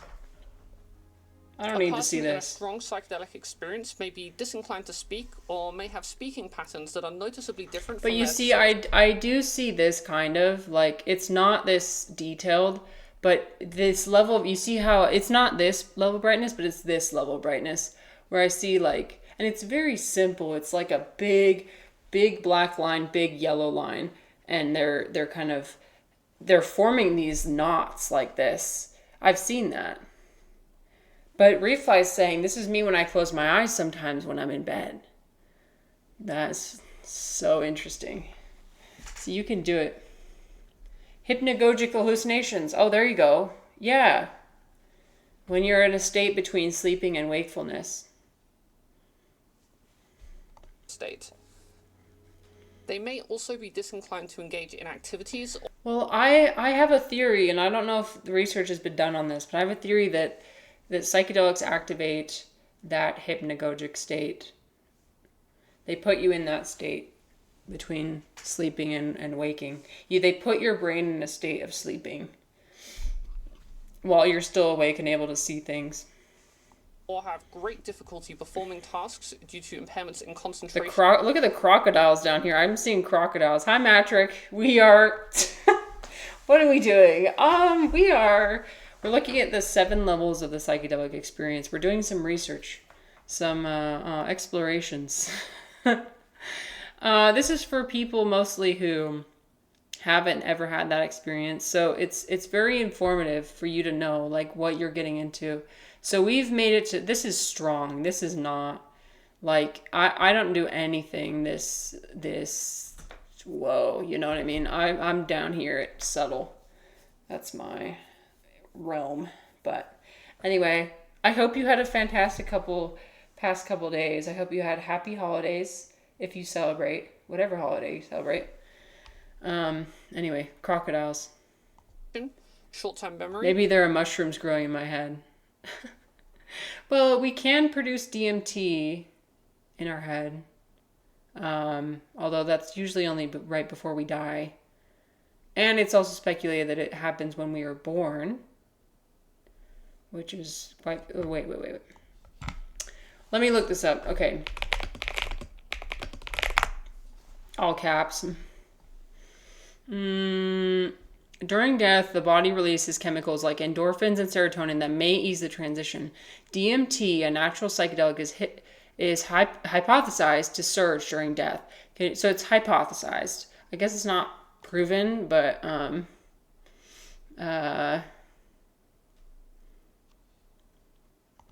okay, look at this. Look at this study. DMT models the near-death experience. Near-death experiences are complex subject. So this is a great way for people to study it, right? Because, but how would you simulate a near-death experience in a person? you hook them up to a what's the brain scanner thing called? Fucking I don't know. We're regressing in our language. You hook them up to a EEG. And then like put him in a car like a crash dummy and have him like drive into somewhere. And then just have the hospitals right there. Like you perform it all in the hospital. And so you like take somebody to the point of nearly dying. And then like the whole time you're analyzing their brain. I'm sure that's ethical, right? Patrick says, I've done extreme amounts at once and nothing like that ever happens. Nothing like this. These. And motor control. This is, I mean, it's so hard to replicate, right? The effects are powerful enough that a person... And it's different for everybody. So look, like, there's this, right? But then there's... less connected. This seems more like what I would experience. To the mundane world, or more primal or animalistic. Your ego or personal biases can be suppressed, which can contribute to new realizations or ideas. Oh, God. Can you imagine? Can you imagine walking through here? Oh my God. You might have a tendency to How would you not fall over? As important, special, or meaningful just based on a feeling. That's the thing. I don't see the utility of this kind of an experience. I mean, you cannot function. You can't function. Matrix says, I did get stuck at a screen door once for like an hour. What were you doing? Were you walking into the door? Why can't I walk outside? I'm sorry, I'm not laughing at you. It makes me it reminds me of an experience I know. Somebody I know, I won't say who, but they used to sleepwalk all the time. And they were found still sleeping, but walking into a wall. Like the wall was here and they were walking into it. And that just conjures up the most interesting picture in my mind. Like, oh, humans are so interesting. And quickly will be reduced, but the thoughts you have will okay, look at these multiple dimensions simultaneously behind your eyelids. This seems kind of a little bit more like what I had experienced, although not this thin. It was a lot less detailed. But then this is like beyond. Bro, I've never seen anything like this. As you partially disconnect from your external this environment is insane. And slip into fleeting dreamlike psychedelic scenes and scenarios. I kept opening it, but could still see it like it was still there, so I thought it was closed still. I've done something like this, Matrick.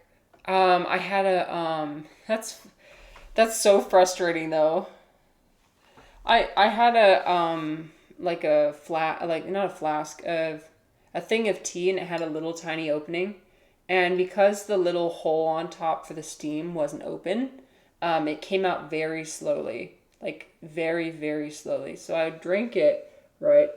And I'd be like, wait, did I drink anything? And I'd try and drink it again. And I'd be like, huh? Is this broken? Like, do I not know how to drink? Like, I would feel like a tiny bit of liquid, and I didn't know that it was the craziest thing. I was like, I'm drinking this, but it's infinite. I have an infinite amount of tea in my flask. What is this sorcery? It's like, I'm drinking the tea, but it's not coming out. Am I breaking the laws of physics? That is way more than a partial disconnect if you start seeing what's in that video. This is beyond. Yeah. No, look at this. So this is strong, right? And then we get to this. We're not even to heavy and we're not even to extreme, dude. She made this video and she's experienced this. I would not want to ever. This is like beyond terrifying. Can you... Hello? Like, heavy. This is scary. I don't want. This is like my sleep paralysis demon. Oh my god. No. A heavy psychedelic experience is the upper limits of God. practical psychedelia. At this level, the person will be rendered incapable of functioning and... this is like, depending on what substance it is, it will depend, like, it'll be different. So with, like, with mushrooms, it's obviously more, I've heard more natural, more, like more natural looking, less geometric hallucinations. With DMT and LSD, they're much more geometric, and with DMT, it's like machinery, I think. So communicating properly. Oh my leaving god. them either completely disconnected from I would not be having a fun time. Disorientated. Oh, this one's probably mushrooms for sure. I would not be having a fun time. You can't convince me to do this. Completely transformed into something entirely outside of the mundane. I'm full, thanks. Amounts of psychedelics typically induce... Oh god. I wonder what wakefulness means. What they mean by that, because I would think you would be the opposite. What I've always noticed is that it makes you like much more not passive, docile, no, like suppressed, like almost asleep. So, but what do I know? Delusions common. Oh god. A wide range of all-consuming this is my nightmare, actually. Into a space of... I have seen the lights get it more intense. I have seen like lights be generated and get more intense for sure. Comprised of unfathomably intricate geometric patterns and hallucinatory states. This is the DMT entity. The DMT entity. Contact with autonomous entities and the visitation of imagined realms. Oh my god. No. A complete loss of the person's sense of self or ego, delusions, and occasionally life-changing spiritual or trans... Yeah, you see this. This is more experiences. Machinery type. The specific effects of heavy experiences can vary significantly from person to person, substance to substance, and even session to... Yes, there's a lot of this, like, pulsing, and that's what the gestures were doing, is they were kind of... Except it was going around in a circle like this, and it was just keep going like that. Session for the same person with the same substance. It is very common for a person's ego or aspects of their identity to be entirely dissolved. Okay, this is just an animation. Okay, and then we have... Do you think that was the worst? Oh, absolutely not. Here we go. Level 6. Extreme. Bugs. The bugs! Extreme psychedelic experience oh my effects god, that are so no! The person will typically time to face your worst fear. And amnesic for a prolonged period of time, usually with highly exaggerated and uncomfortable physical side effects. Yeah. At this level, the person will experience the uncomfortable. effects typically associated with the previously described heavy level during the onset and offset of their trip. During the peak... I don't know, like, it's cute when... It's like you close your eyes and there's a little bit of something behind the eyes. And that's like, okay, that's cute. But when you're opening your eyes and it doesn't go away, no. Like, take me off the list. No thanks. If you were seeing this shit, you'd be in a coma state. Yeah. This is if you're in a coma, basically. Like, you are unconscious. You are unable to. I mean, so let's remember that.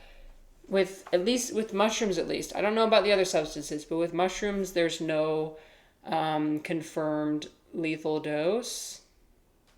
But that doesn't mean you should, like, push the boundaries. Just don't. I mean, even this person says, she's like, I've gone this far and there's been no benefit There's been absolutely zero therapeutic benefit. Do not do this, okay? However, they will simply black out and become unconscious. On a personal note, I have tried many times to experience what is beyond ego dissolution on a wide variety of psychedelic compounds, and I can confidently confirm that even in the best case scenarios, it simply leads to increasingly prolonged and intensified bouts of absent selfhood that shifts into periods of unconsciousness and amnesia. There is no therapeutic or recreational value to taking the psychedelic experience to such an extreme, and I would therefore very much recommend against it. Yeah, I like that she says that. Just don't. Just don't. Like, you don't get greedy, you know what I mean? Don't push it too far. Because there's no benefit.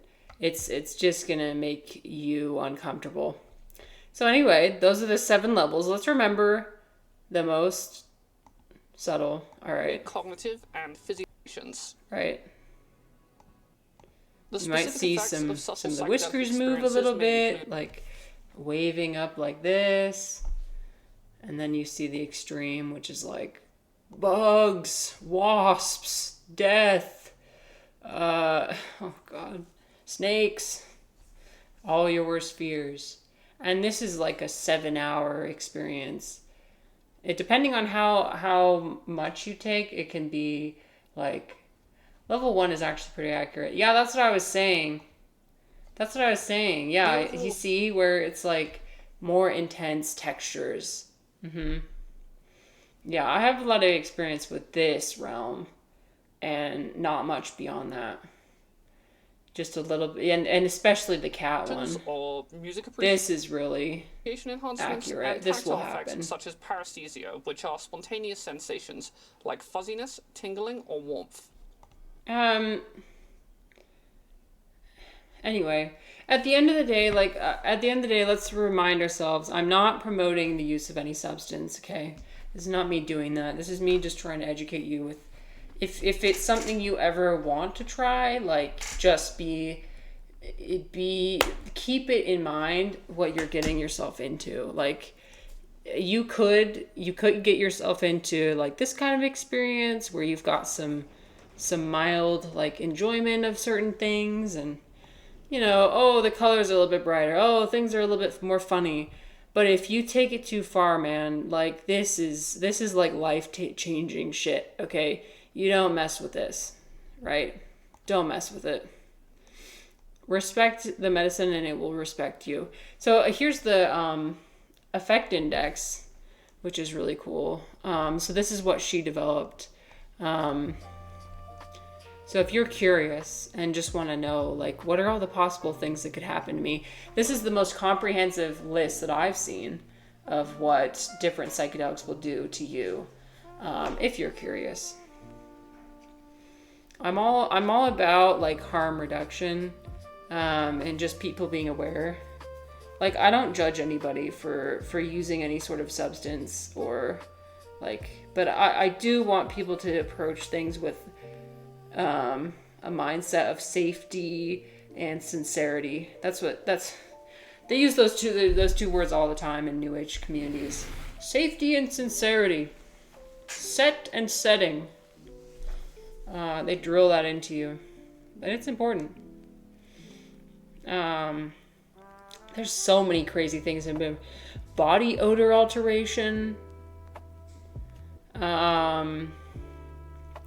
Texture liquidation.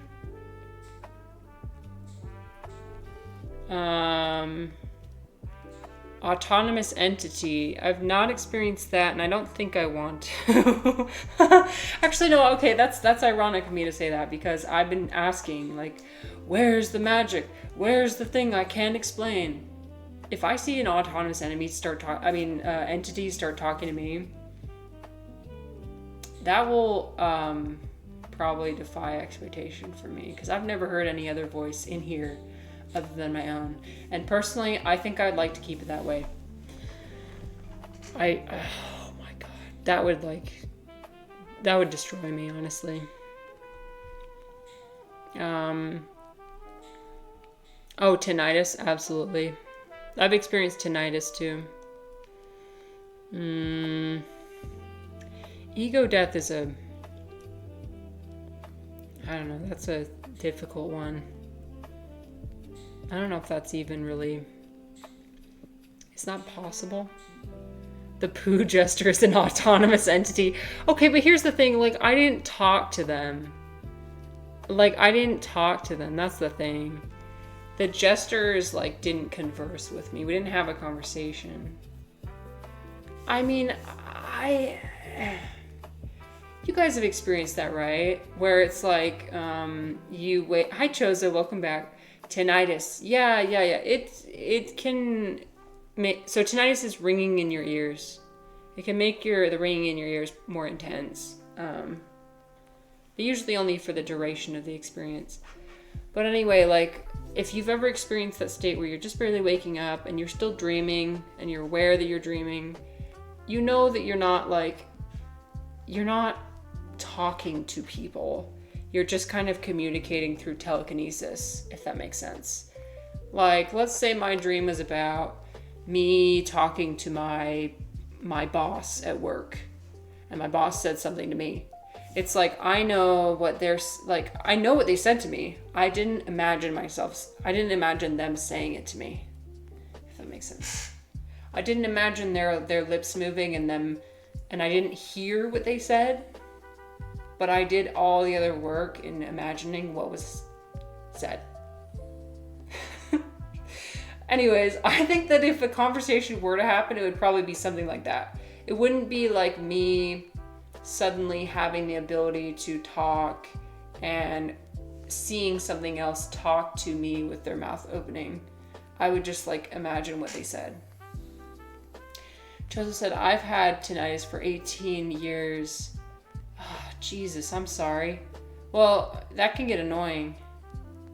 How bad is it? Shoot.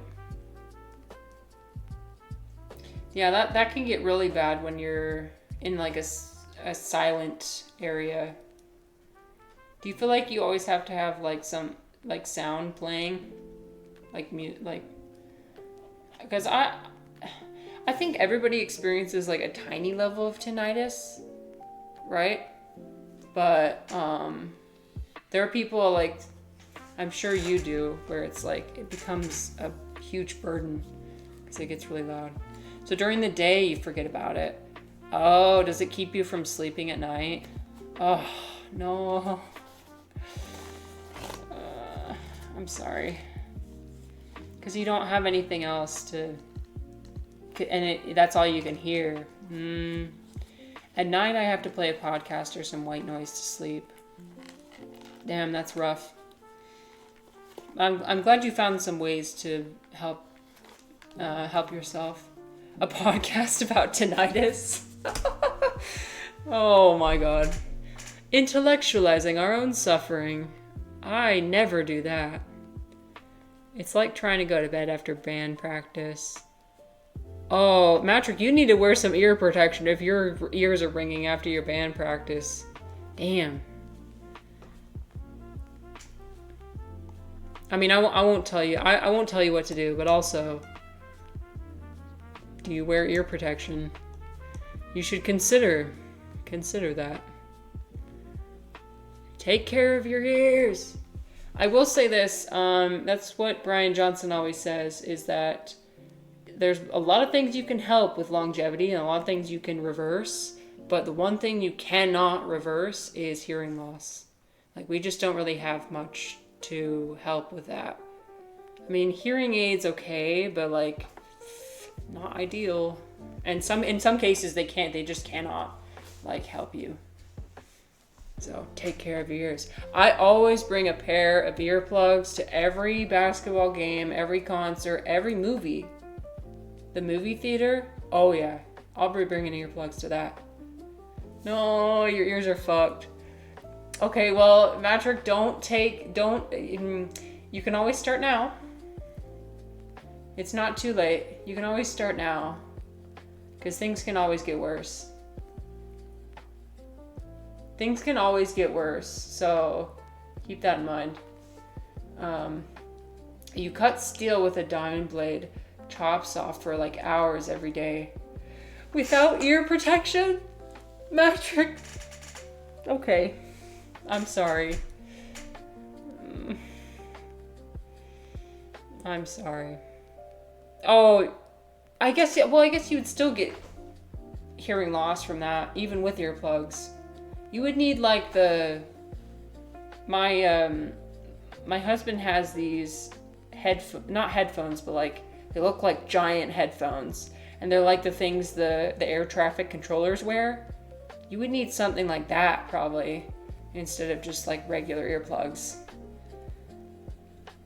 Anyone within like 100 feet needs them. Wow. Yeah, things are loud.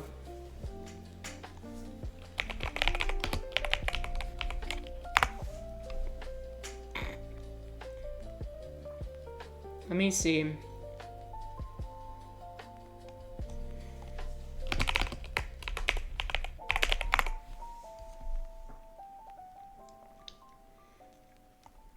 Okay, let's look at this. Does it have the chart?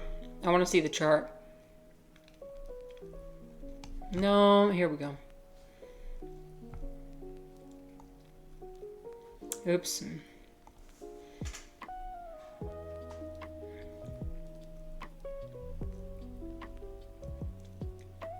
Okay, so here's a chart from the American Speech Language Hearing Association.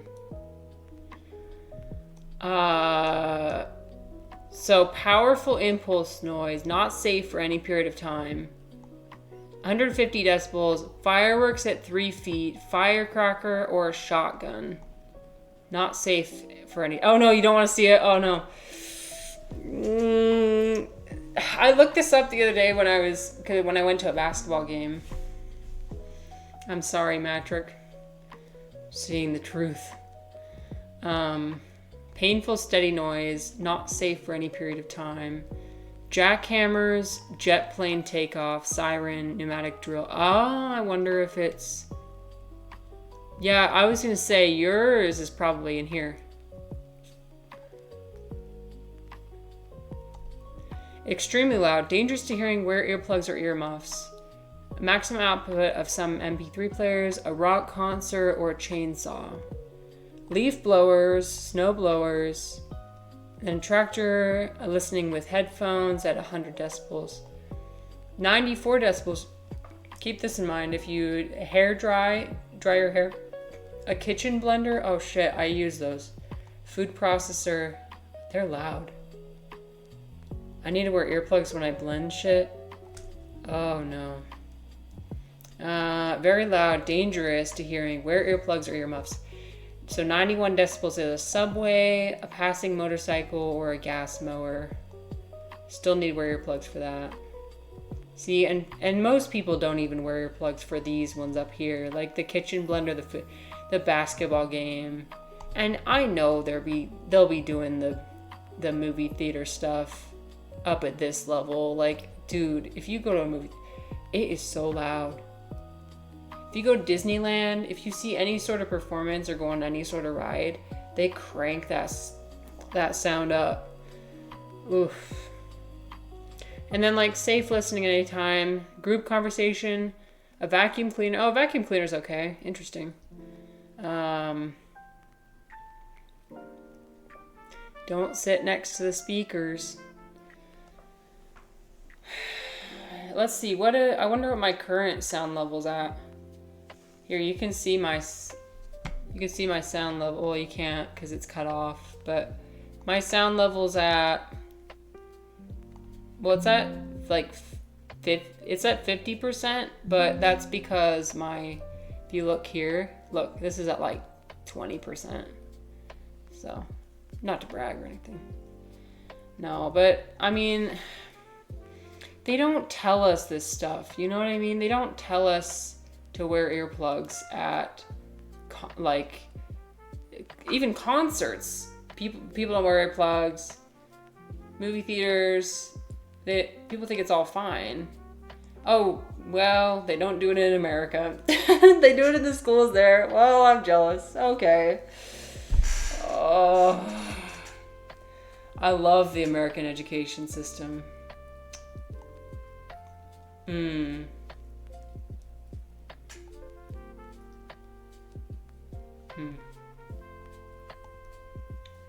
Here's my new art for anybody who didn't see it.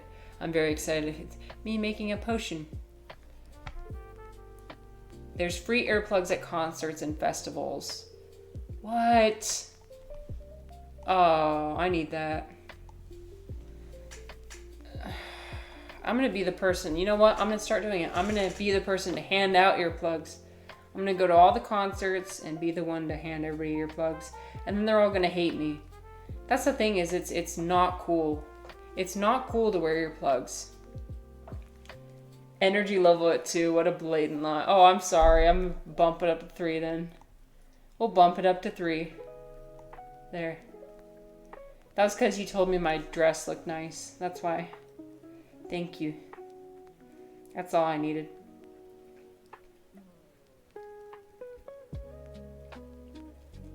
Okay.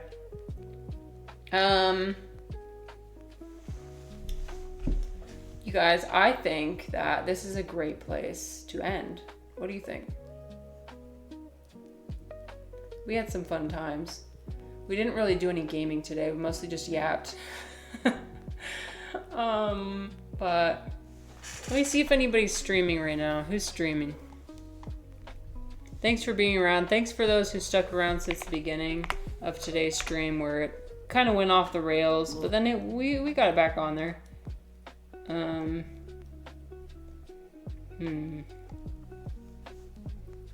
Oh, let me see if anybody's playing Cake Mania. It's me. I'm playing Cake Mania. Look. There I am. Oh, no one else is playing Cake Mania. Dang it. Oh well, it's just me. Look at this. It's just me. I am the ultimate Cake Mania player. Anyway, I appreciate you guys. Thank you so much for hanging out with me, supporting me. It means a lot. I hope that it's at least remotely entertaining for you. That's all I ever want to do. Let me know if there's anything I can do to improve. I have some ideas for how I want to improve the stream. I'm going to be slowly starting to work on them. But, yeah, we're one step at a time, you know? A baby step each day. We might regress. We might take like 3 steps backwards. But hopefully we're headed in the right direction. I would like to do like a little New Year's review stream, kind of just like looking back at everything we've done so far this year. I mean, I started doing this 9 months ago, and it's been a fun ride. So, like the stuff I've achieved so far, because of you guys, has been really awesome. Babies crawl. That's true. It's true. So, anyway. Alright, sorry, no raid today. I couldn't find anybody to raid, but I hope you guys all have a fantastic weekend, and I'll see you next time. Maybe we'll do a bonus weekend stream, because I didn't stream. Who knows? Anyway, okay. Bye-bye. See you. Bye-bye.